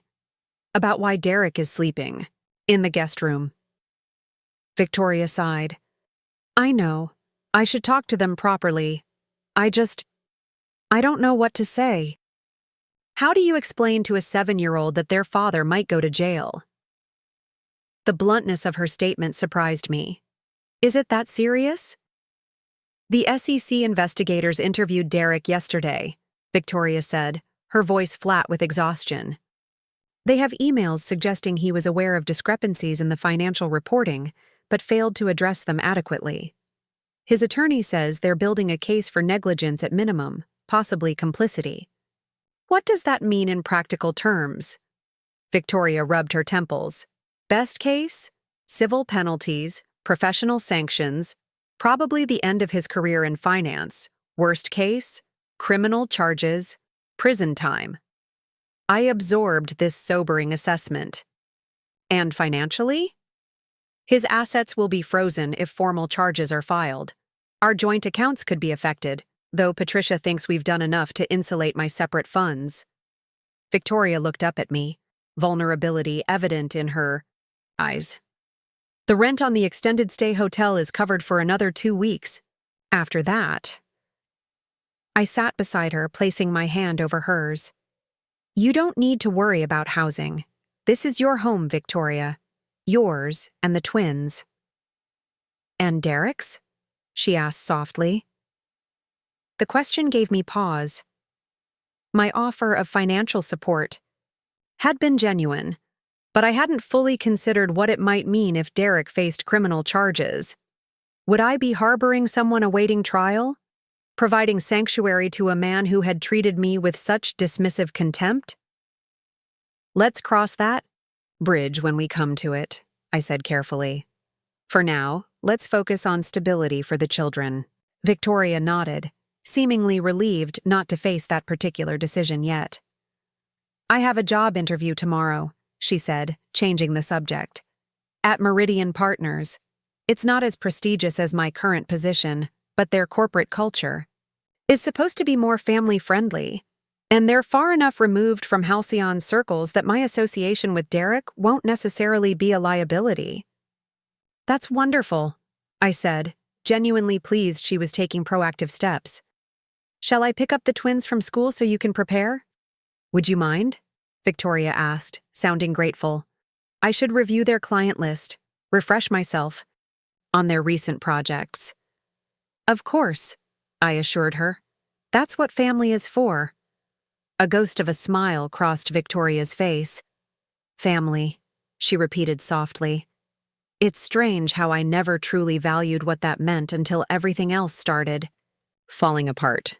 That afternoon, I collected the twins from school and took them to the park, hoping physical activity might distract them from the unusual tensions at home. As they raced around the playground, I sat on a bench watching them, marveling at their resilience. Despite the strained atmosphere at home, they laughed and played, finding joy in the simple pleasure of sunshine and movement. Mrs. Elderflower? A voice interrupted my thoughts. I looked up to see Susan Blackwood, a neighbor from 3 doors down. She was dressed in tennis whites, her blonde hair perfectly coiffed despite the humid afternoon. I thought that was you. I haven't seen you at the neighborhood association meetings lately. I've been rather occupied with family matters, I replied, keeping my tone neutral. Susan was notorious for collecting and disseminating neighborhood gossip. She sat uninvited beside me, leaning in conspiratorially. I couldn't help noticing that Derek hasn't been home much. And now this dreadful business in the news about Halcyon Financial? Victoria must be beside herself. The calculating gleam in Susan's eyes belied her sympathetic tone. She wasn't concerned. She was hungry for details to share at her next luncheon. We're managing well, thank you, I said firmly. Family supports each other through challenges. Susan's perfectly shaped eyebrows rose slightly. Of course, though I must say it's remarkable how. Understanding your being, given everything. Everything? I echoed, wondering what she knew, or thought she knew, about our family dynamics. Susan lowered her voice, though there was no one nearby to overhear. Well, it's not my place to say, but several of us noticed how they sidelined you at social functions. Victoria introducing you as the children's caregiver at the school fundraiser last year was particularly awkward. And then suddenly, you're back in the picture. Just as Derek's career implodes. Quite the timing. I felt heat rise in my cheeks, part embarrassment that our family issues had been neighborhood fodder, part anger at Susan's transparent fishing expedition. Family relationships are complex, Susan, I said, keeping my voice level. They evolve and sometimes require adjustment, but they remain family. Susan looked disappointed by my diplomatic response. Well, if you need anything, the neighborhood association is here to support you. All of you, she added with a meaningful look, though I imagine some members might have questions about Derek's continued presence in Lakeview Heights, given the circumstances. The association does have certain standards regarding— Standards? I interrupted, unable to contain my indignation any longer, such as kindness, compassion, support during difficult times. Or do your standards only extend to property values and lawn maintenance? Susan recoiled slightly, clearly taken aback by my directness. I only meant— I know exactly what you meant, I said, rising from the bench. And I'd appreciate it if you'd keep your concern and your standards to yourself. My family doesn't need your particular brand of support. I called to the twins, who came running immediately, sensing something in my tone. As we walked home, Sophia looked up at me curiously. Was that lady being mean, Grandma? She asked. I softened my expression, not wanting to burden them with adult pettiness. Not mean, exactly. Just not very thoughtful about other people's feelings. Dad says people like that are empty inside, Samuel offered matter-of-factly. That's why they need to fill themselves up with other people's business. I bit back a smile at his unintentional wisdom. Your father might be right about that. When we arrived home, Victoria was in the kitchen preparing dinner, an unusual sight given her typical reliance on delivery services or my cooking. She had changed from her business attire into jeans and a simple blouse, her hair pulled back in a ponytail. She looked younger, more like the daughter I remembered from before. Wealth and status became her defining concerns. I'm making lasagna, she announced as the twins burst into the kitchen. It probably won't be as good as Grandma's, but I thought we could use some comfort food. The twins exchanged surprised glances before Samuel asked cautiously, Can we help? Victoria's face lit up. Absolutely. Samuel, you can tear the lettuce for the salad. Sophia, would you set the table? A proper family dinner. I watched as Victoria guided the children through their tasks, patient in a way I hadn't seen in years. She caught my questioning look and shrugged slightly. I realized I don't know my own children's food preferences, she said quietly, while the twins were busy with their assignments. Samuel told Derek he doesn't like broccoli last week, and I was shocked because I thought it was one of his favorites. Then I realized I didn't actually know. You've been the one feeding them most meals. It's never too late to learn these things, I assured her. Victoria nodded, a determined set to her jaw. I've missed too much already being so focused on appearances and career. I don't want to miss any more. We ate dinner together, the four of us around the kitchen table rather than in the formal dining room. The conversation was lighter than it had been in weeks, centered around the twins' school projects and playground politics. For a brief time, the shadow of Derek's troubles receded, allowing a glimpse of what our family life could be. After the twins were in bed, Victoria and I sat in the living room with cups of herbal tea. The house felt different somehow, warmer, more lived in, despite Derek's continued absence. He had called earlier to say he was meeting with his attorneys and would be staying at a colleague's apartment in the city. I had an unusual encounter with Susan Blackwood at the park today, I mentioned, watching Victoria's reaction carefully. She grimaced. Let me guess, fishing for gossip about Derek while pretending to be concerned?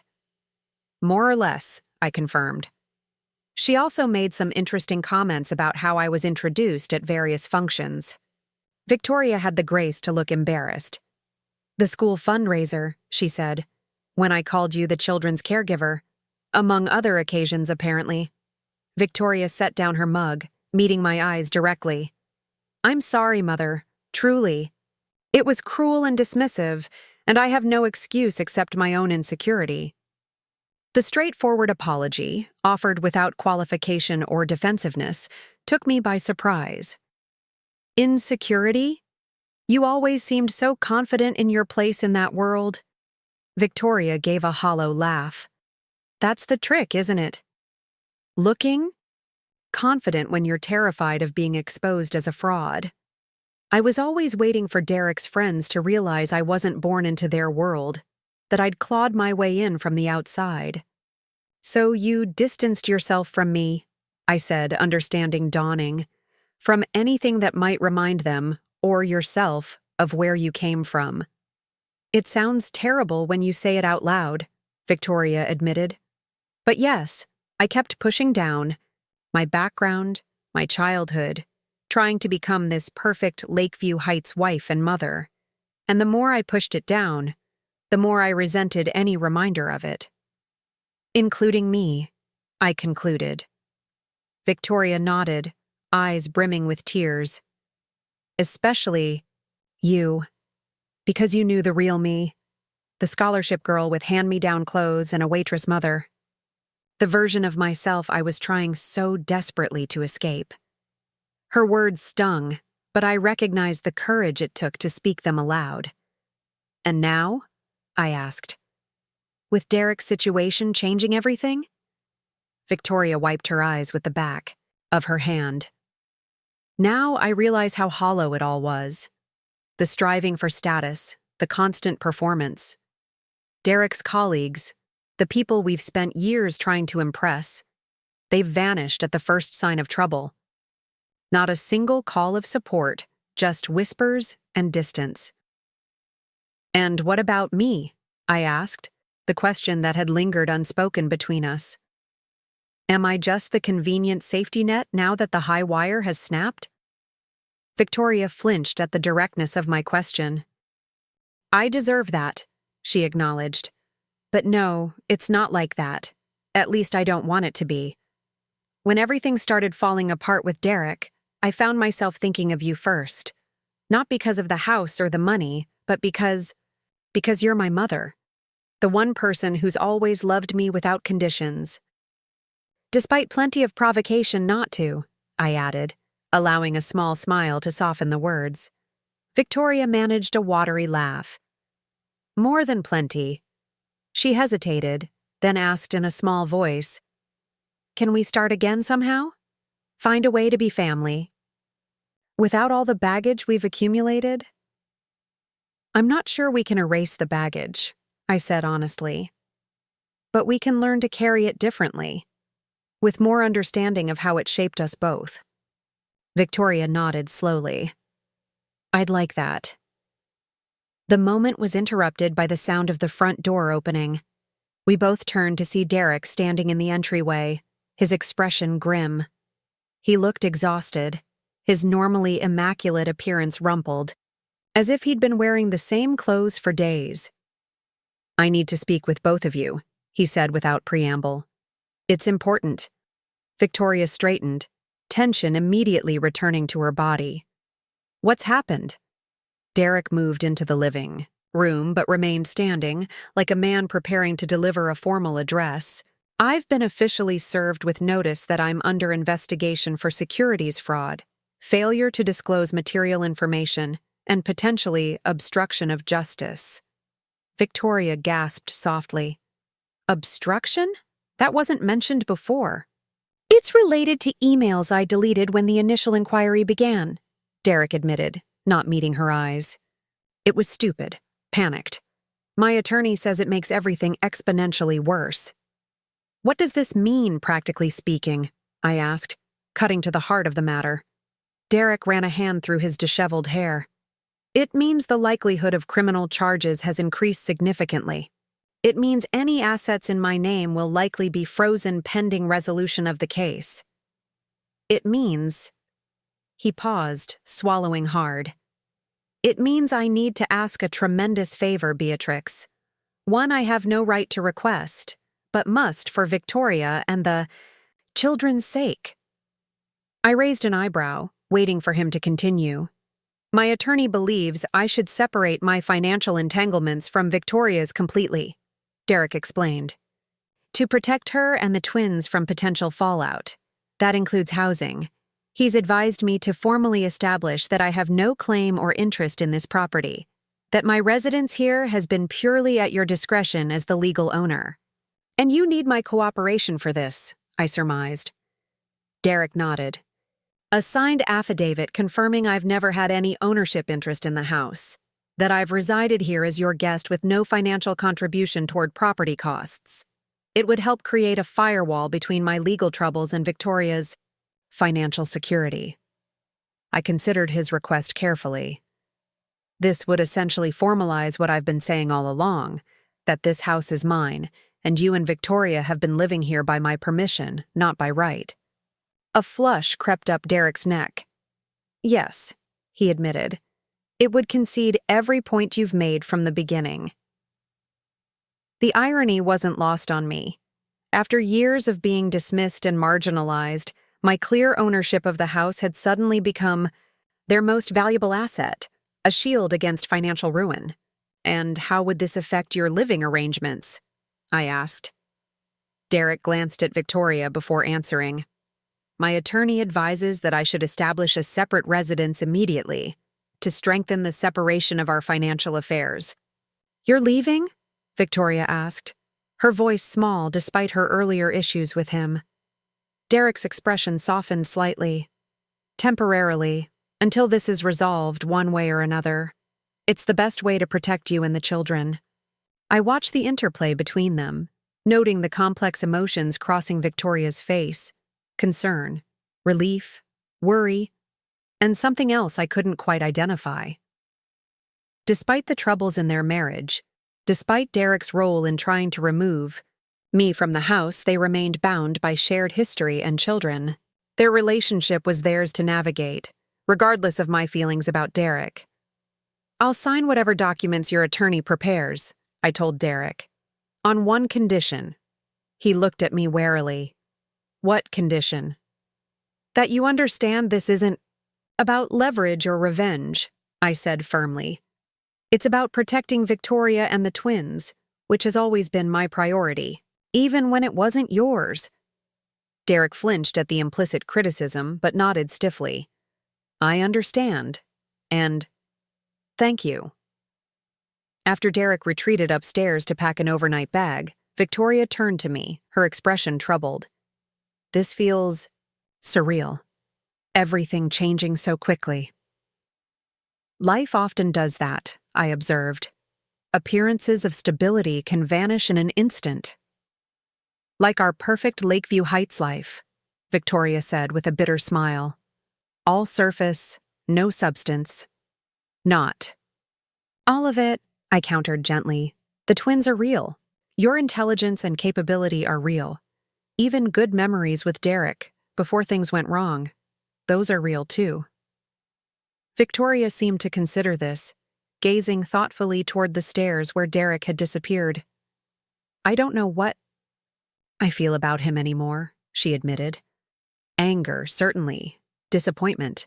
But also concern, and this strange sense of freedom. Freedom? I asked, curious about her choice of word. Without Derek, without the pressure to maintain appearances for his colleagues and friends, I feel like I can breathe again, Victoria explained. Like I can finally stop performing and just be whoever I actually am, whoever that turns out to be. I'd like to get to know that person, I told her. The real Victoria, not the Lakeview Heights version. She smiled, a genuine expression that reminded me of her childhood. So would I. The following weeks brought significant changes to our household. Derek moved into a sparsely furnished apartment downtown, close to his attorney's office. He visited the twins on weekends, taking them for outings to the park or museum, quality time he'd rarely prioritized before his legal troubles began. Victoria started her new position at Meridian Partners, working more reasonable hours than her previous job had demanded. She arranged her schedule to be home when the twins returned from school 3 days a week, gradually assuming more of their daily care rather than defaulting to my assistance for everything. I found myself with unexpected free time, hours in the day that had previously been filled with childcare and household management. After some consideration, I decided to volunteer at the local library, helping with their literacy program for senior citizens, many of whom had never learned to read fluently and were too embarrassed to attend regular adult education classes. "You seem happier," Victoria observed one evening as we prepared dinner together, a new routine we'd established, taking turns teaching each other favorite recipes. Tonight she was showing me how to make a Thai curry she'd learned from a colleague. "I am," I admitted, carefully slicing bell peppers. "It feels good to be useful in a different way, to use my mind and skills beyond these walls." Victoria nodded thoughtfully. "I never considered that you might want a life outside of caring. For us. That was selfish of me." "Not selfish," I corrected gently. "Just limited by your own perspective. We all fall into that trap sometimes." "The twins miss having you around all the time," Victoria said. "Samuel asked yesterday if you were leaving us too, like Daddy." I set down my knife, concerned. "What? Did you tell him?" "The truth," Victoria replied. "That you're still very much part of our family, but that you're also your own person with interests and activities. That adults need to explore different parts of themselves to be happy and fulfilled." "That's remarkably insightful," I said, genuinely impressed. Victoria smiled ruefully. "I'm learning. Therapy helps." "You're seeing someone?" I asked. Surprised she hadn't mentioned this development. She nodded. "Twice a week. Originally to deal with the stress of Derek's situation, but it's evolved into something more fundamental. Looking at patterns, at how I ended up so disconnected from my own values and feelings." "And what have you discovered?" I asked, genuinely curious. Victoria was quiet for a moment, organizing her thoughts. "That I've spent my entire adult life running from perceived inadequacy. That I married Derek partly because he represented a world I thought would finally make me feel enough. That I've been using external validation, career success, social status, material possessions, to fill a void that can only be addressed internally. That's a lot of self-awareness for just a few weeks of therapy," I observed. Victoria laughed softly. "Oh, I'm nowhere near integrated all this knowledge. Intellectually understanding my patterns is one thing, changing them is quite another. But it's a start." I reached over and squeezed her hand briefly. "I'm proud of you, Victoria." "Truly." She looked up, surprised. "For what? My life is falling apart. My husband is facing criminal charges. I've had to start over professionally at 40. "For having the courage to look honestly at yourself and your choices," I told her. "That's harder than maintaining a perfect facade." "Much harder." Victoria's eyes glistened with unshed tears. "Thank you," she whispered. "That means more than you know." As we continued preparing dinner, I reflected on how profoundly our relationship had transformed in such a short time. The snowstorm night when Victoria and Derek had thrown me out seemed like a lifetime ago, though barely 2 months had passed. The crisis that could have permanently severed our family bonds had instead created an opening for something more authentic to emerge, painful and challenging, but ultimately more nourishing than the brittle pretense that had preceded it. When the twins bounded into the kitchen a few minutes later, faces bright from playing in the garden, I felt a surge of gratitude for this unexpected second chance at family. Not the perfect polished version Victoria had cultivated for her social circle, but something messier and more genuine. A family that acknowledged hurts and mistakes, that was learning to communicate honestly rather than performing assigned roles. "Grandma, look what I found!" Samuel exclaimed, holding up a smooth heart-shaped stone. "It was hiding under the rose bushes. I thought you might like it for your collection." "My collection?" I asked, puzzled. "Of special things," he explained patiently, as if this were obvious. "You always keep the drawings we make and the flowers we pick for you. I thought maybe you collect special stones too." I accepted the stone, touched by his thoughtfulness and observation. "It's perfect," I told him. "Thank you." Sophia tugged at Victoria's sleeve. "Mom, can I help set the table? I want to use the fancy napkins for Grandma, since she's teaching you to cook." Victoria laughed. "Actually, I'm teaching Grandma tonight, but yes, the fancy napkins sound perfect." As the twins bustled around setting the table, Victoria caught my eye over their heads. "This is nice," she said softly. "Being a real family." "Yes," I agreed. "It is." Later that night, after the twins were asleep, a text message arrived. From Derek. "Meeting with prosecutors tomorrow. Plea deal being discussed. Will keep you both informed." Victoria read the message, her expression conflicted. "A plea deal," she murmured. "That means he's admitting guilt to something." "It might be the wisest course," I offered cautiously. "A trial would be prolonged, expensive, and public." Victoria nodded slowly. "I know. It's just—" She paused, gathering her thoughts. Part of me wanted him to fight, to prove there was some misunderstanding, even though rationally I know there wasn't. "That's natural," I assured her. "No one wants to believe someone they love capable of deliberate wrongdoing." Did I love him? Victoria wondered aloud, the question seemingly directed more at herself than at me. Or did I love what he represented? The status, the security, the appearance of success? "Perhaps both," I suggested. "People and what they symbolize often become intertwined in our minds." Victoria considered this. "Maybe that's why I feel so conflicted about him now. The symbol has been shattered, so I'm left evaluating just the man." "And what do you see when you look at just Derek?" I asked gently. Victoria was quiet for a long moment.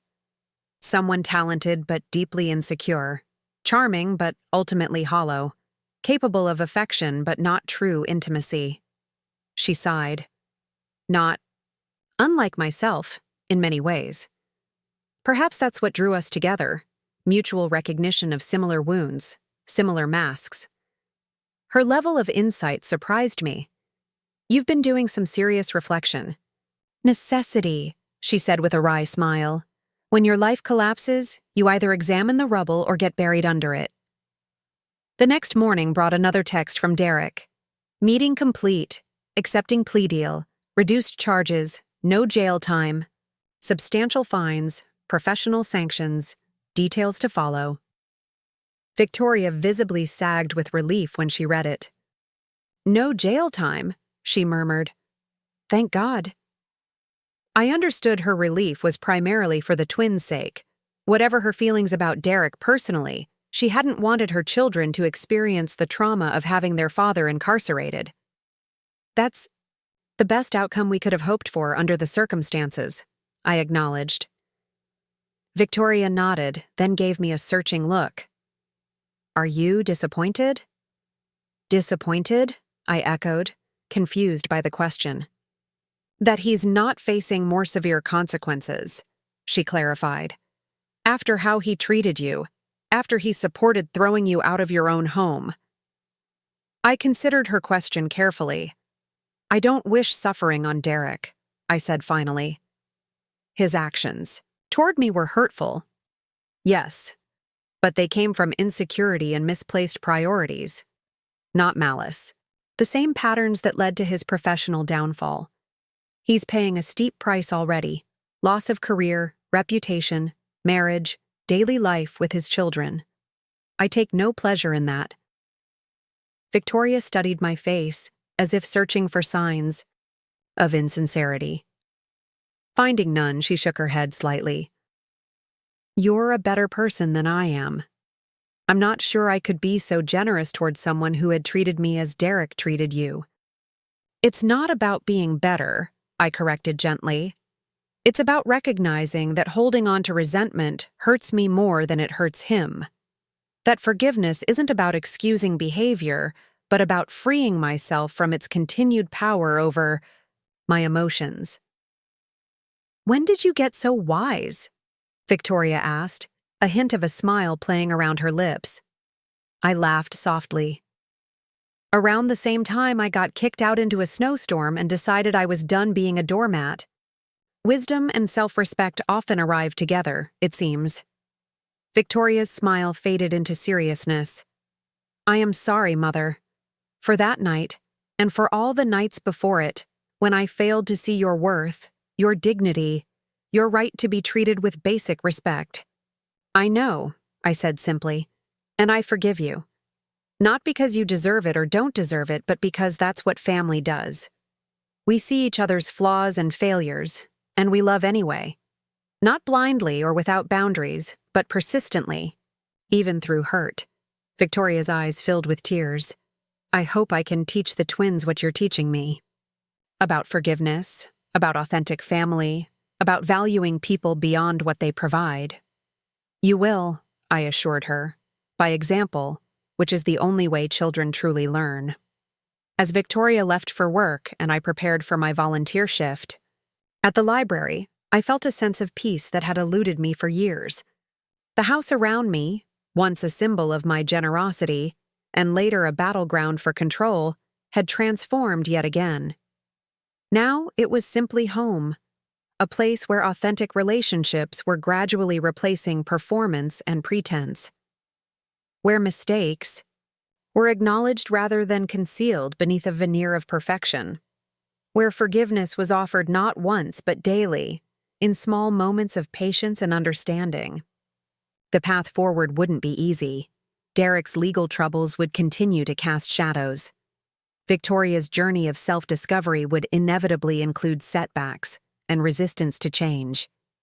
The twins would need consistent support as they adjusted to their parents' separation and their father's diminished circumstances.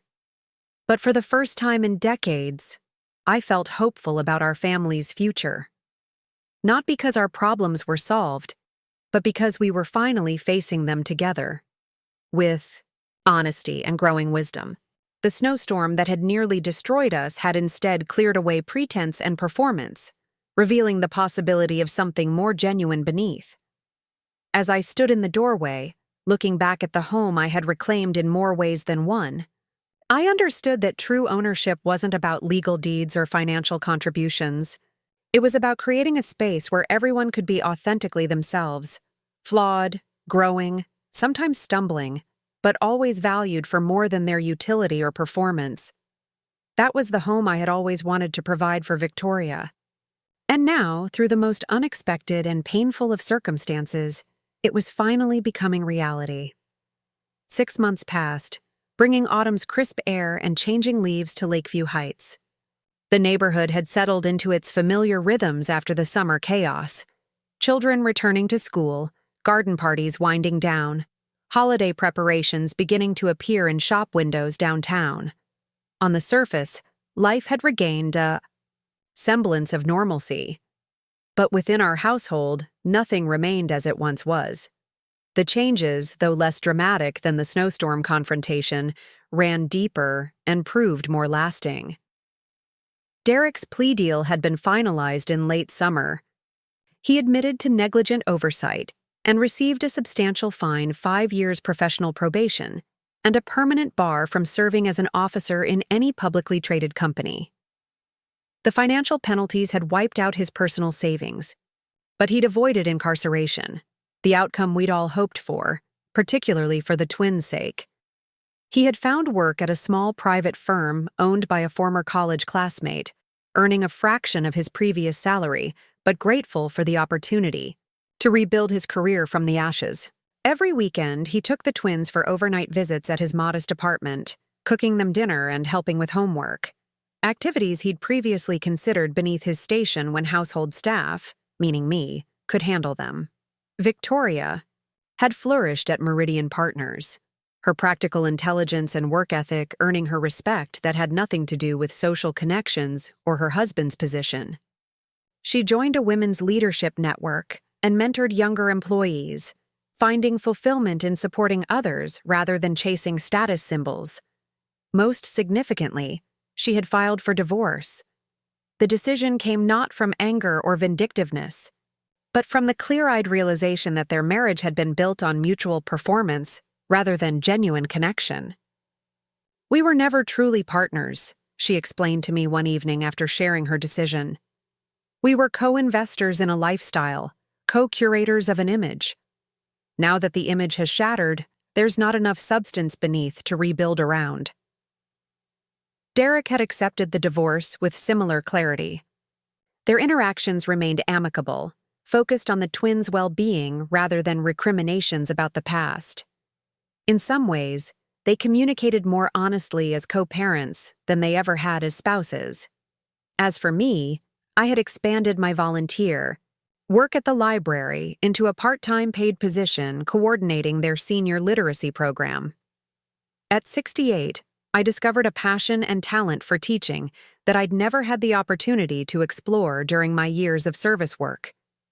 3 mornings a week, I helped elderly community members navigate books, digital media, and creative writing, witnessing the joy of accomplishment light up faces that had long been shadowed by shame over their reading limitations. The most profound transformation, however, was in my relationship with Victoria. The brittle formality that had characterized our interactions for decades gradually dissolved, replaced by something more genuine. A mother-daughter bond based on mutual respect rather than obligation or resentment. We still had our disagreements, of course. Victoria's natural decisiveness sometimes veered into steamrolling. My lifetime habit of self-sacrifice occasionally resurfaced as martyrdom. But now we could name these patterns, even laugh about them, rather than allowing them to fester beneath a veneer of politeness. Today was Sunday, our newly established family tradition of brunch in the garden when weather permitted. The twins set the table while Victoria prepared Belgian waffles, her newfound cooking hobby yielding increasingly impressive results. I arranged fresh flowers as a centerpiece, pleased by the simple domestic harmony that would have seemed impossible just months ago. "Grandma, will you help me with my family tree project after brunch?" Sophia asked, carefully arranging silverware at each place setting. "It's due tomorrow, and Mom said you know more about our ancestors than anyone." "Of course," I replied, touched that Victoria had directed her to me for family history. "I have some old photos we could include too, if you'd like." "The ones in the cedar chest?" Victoria asked, bringing a platter of waffles to the table. "I haven't looked through those in years." "Since you were about Sophia's age," I confirmed, "you were fascinated by the picture of your great-grandmother in her nursing uniform during the First World War." Victoria smiled, a wistful expression crossing her face. I'd forgotten that. I used to imagine her as this brave heroine, saving soldiers on the battlefield. She was certainly brave, I agreed, though mostly she worked in a field hospital miles from the front lines. Still, her stories made me want to help others, to make a difference. "Is that why you became a waitress?" Samuel asked innocently. "To help people?" Victoria tensed slightly, but I just laughed. "In a way, yes. Serving others can be meaningful work, no matter what form it takes. And it was work I could do while raising your mother on my own after your grandfather died." "Mom says you worked super hard so she could go to college," Sophia said, pride evident in her voice. "That's why she works hard now, to honor your sacrifice." I glanced at Victoria, surprised by this characterization she'd apparently shared with the twins. She met my eyes with a slight shrug and smile. "Your mother has always been intelligent and determined," I told the children. "My support just gave her the opportunity to develop those qualities." "Mom also says we should appreciate people while they're here," Samuel added, his voice suddenly serious. "Not wait until they're gone to realize how special they are." Victoria cleared her throat, clearly emotional. "That's enough philosophizing for now," she said lightly. "These waffles are getting cold." As we ate, I marveled at how our conversations had evolved. Where once discussion of my work history would have been carefully avoided as an embarrassing reminder of Victoria's humble origins, now it was woven naturally into family lore, neither glamorized nor minimized, simply acknowledged as part of our shared journey. After brunch, Victoria helped the twins clear the table while I retrieved the cedar chest from the guest room closet. Together, we spread its contents across the living room floor. Faded photographs, yellowed letters, small trinkets preserved across generations. "Who's this?" Sophia asked, holding up a black and white photograph of a solemn young woman in a high-necked dress. "My grandmother, your great-great-grandmother," I explained. "Elizabeth Harrington. She came to America alone at 16, worked as a seamstress, and eventually saved enough to open her own small tailor shop." Victoria picked up another photograph, a young couple standing stiffly before a modest farmhouse. "Your parents, right? On their wedding day?" I nodded, a wave of emotion washing over me. They worked so hard all their lives, never had much materially, but they valued education above everything. Saved every penny for my school books, encouraged me to be the first in our family to finish high school. "Just like you did for me," Victoria said softly. "The cycle continues," I observed, watching Sophia carefully arrange the photos on her poster board. Each generation trying to give the next one more opportunity, more security than they had.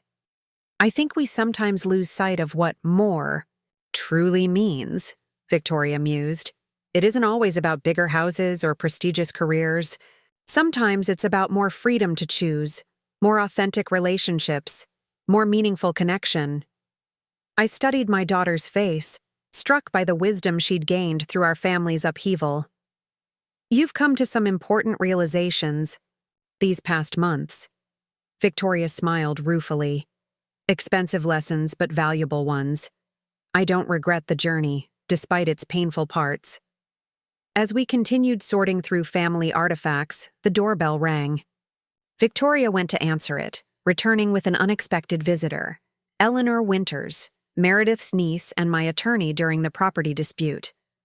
"I hope I'm not interrupting," Eleanor said, glancing at our family history project spread across the floor.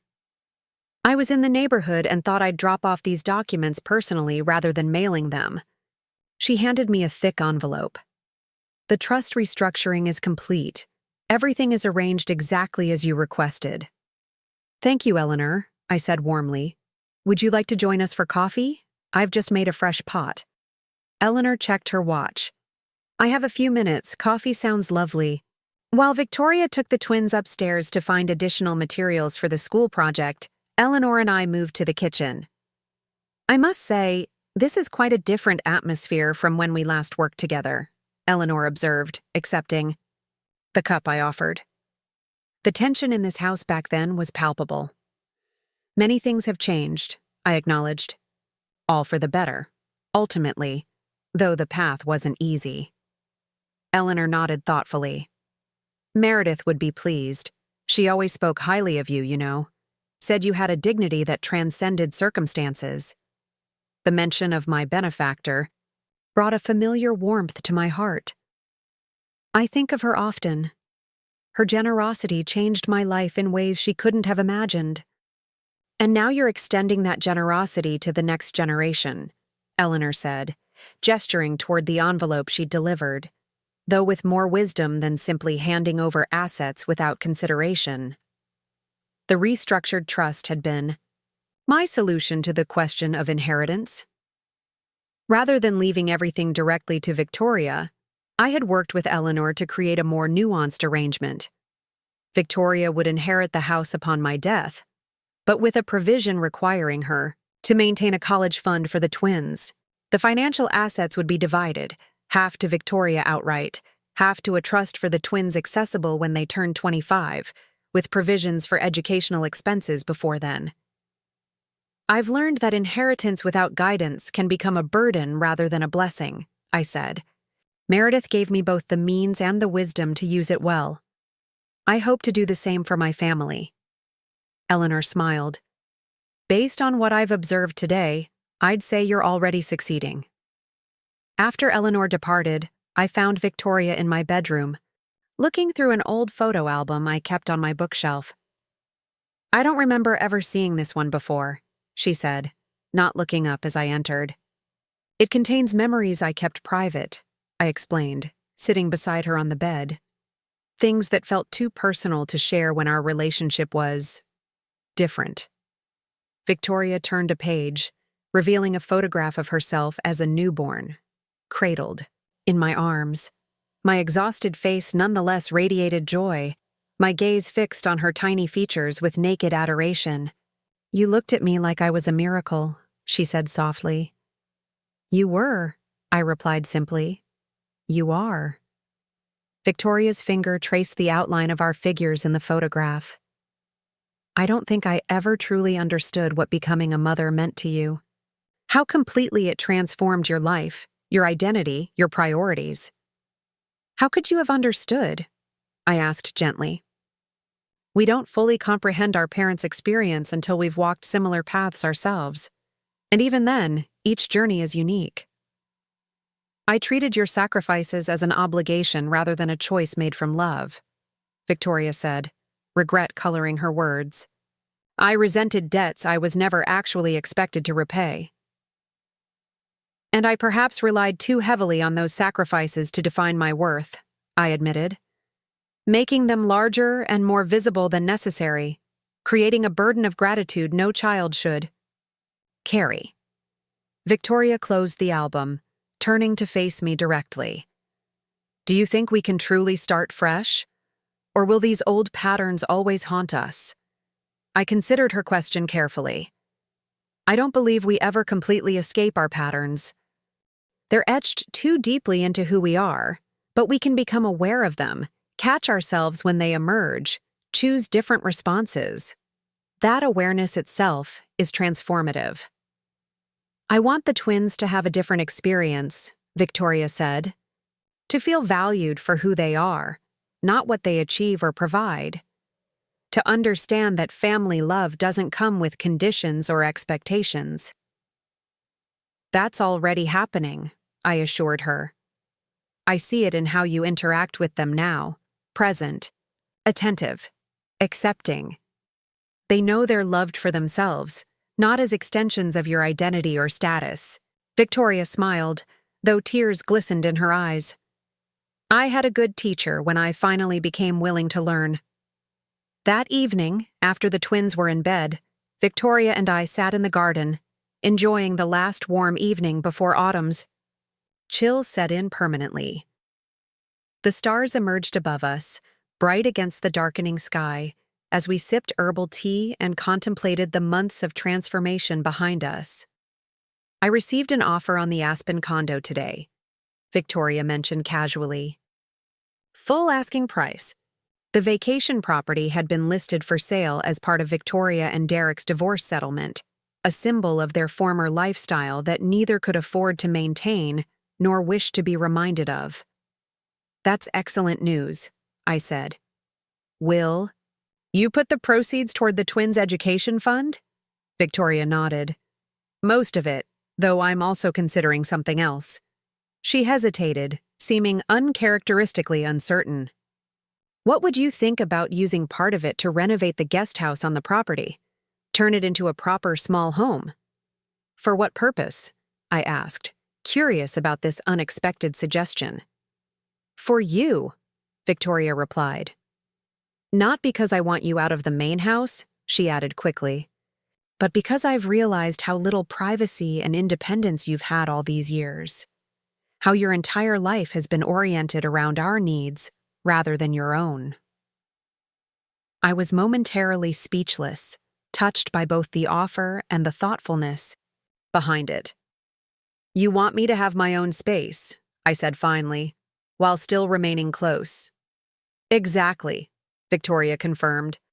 Your own kitchen to cook whatever you like without accommodating our preferences. A living room where you can read or watch television without children's programs blaring. A place to entertain friends without explaining or apologizing. but still close enough to be part of our daily lives, to have dinner together when you want, to see the twins easily. The suggestion held undeniable appeal. As much as I cherished our improved family dynamics, there were moments when I longed for solitude, for space entirely my own after decades of accommodating others' needs and preferences. "I think it's a wonderful idea," I said sincerely. "A perfect balance of connection and independence." Victoria smiled, relief evident in her expression.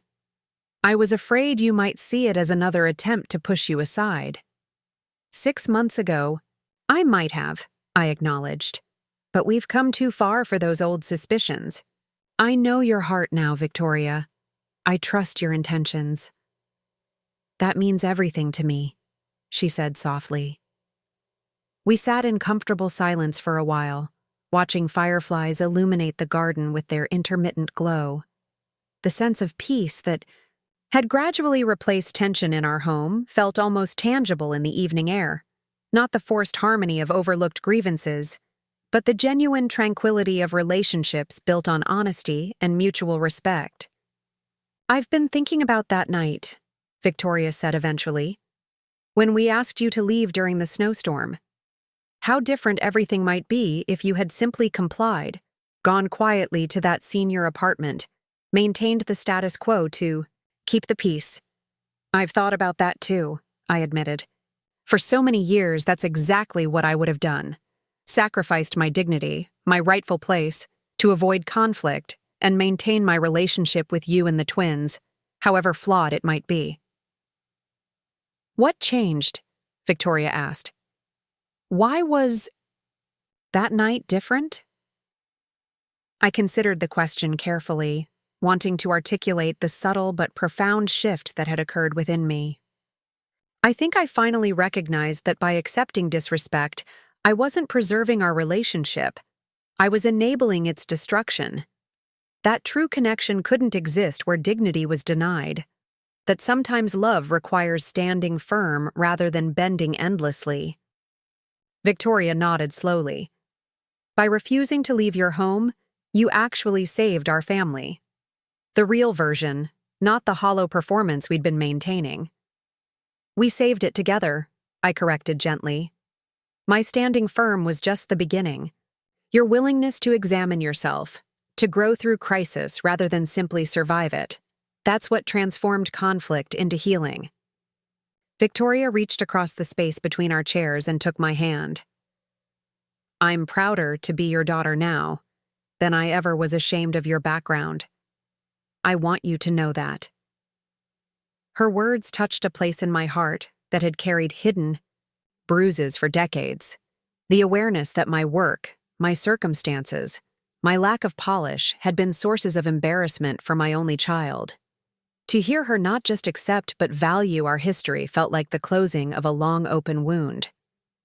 "Life brings us full circle in the most unexpected ways," I observed. "Who would have thought a snowstorm eviction would lead to genuine reconciliation?" Victoria laughed softly. "Or that losing a fortune would result in finding authentic family? Or that reclaiming your house would create a true home for all of us?" As darkness settled fully around us, I reflected on the journey we'd traveled. From the night I stood shivering on the porch, discarded like an inconvenient possession, to this moment of genuine connection beneath the stars. The path had been painful, marked by confrontations and revelations that stripped away pretense and forced us to see one another clearly, perhaps for the first time in decades. Yet here we sat, mother and daughter, no longer performing prescribed roles but simply being together, authentic in our imperfections, honest in our love. The house that had once been a battlefield for control had transformed into neutral ground, where each of us could claim both belonging and autonomy. The dream home that Victoria and Derek had seen as a status symbol had become something far more valuable, a place of healing, growth, and genuine family connection. As we gathered our teacups and prepared to go inside, Victoria paused, looking back at the imposing structure that had been the focus of so much conflict. "It's just a house, isn't it?" she said softly. Just walls and a roof. The real value was never in the property itself. No, I agreed, following her gaze. The real value is in what we've built inside it. Not the furnishings or renovations, but the relationships, the trust, the truth. Victoria slipped her arm through mine as we walked toward the warmly lit doorway. Thank you for not giving up on us, Mother, even when we gave you every reason. To it, some investments, I told her, are worth protecting no matter the cost. As we stepped back into the home that was now truly ours, not through legal ownership alone but through mutual respect and genuine caring, I felt a profound sense of completion. The journey wasn't over. Family healing never really ends. But we had turned a critical corner, establishing a foundation of authenticity strong enough to weather future storms. The dream home Victoria and Derek had claimed as their own had finally become what I'd always intended it to be. Not a showcase of wealth or status, but a place where genuine love could flourish. A sanctuary where each family member could be fully seen, heard, and valued. A home in the truest sense of the word. Up next, you've got 2 more standout stories right on your screen. If this one hit the mark, you won't want to pass these up. Just click and check them out.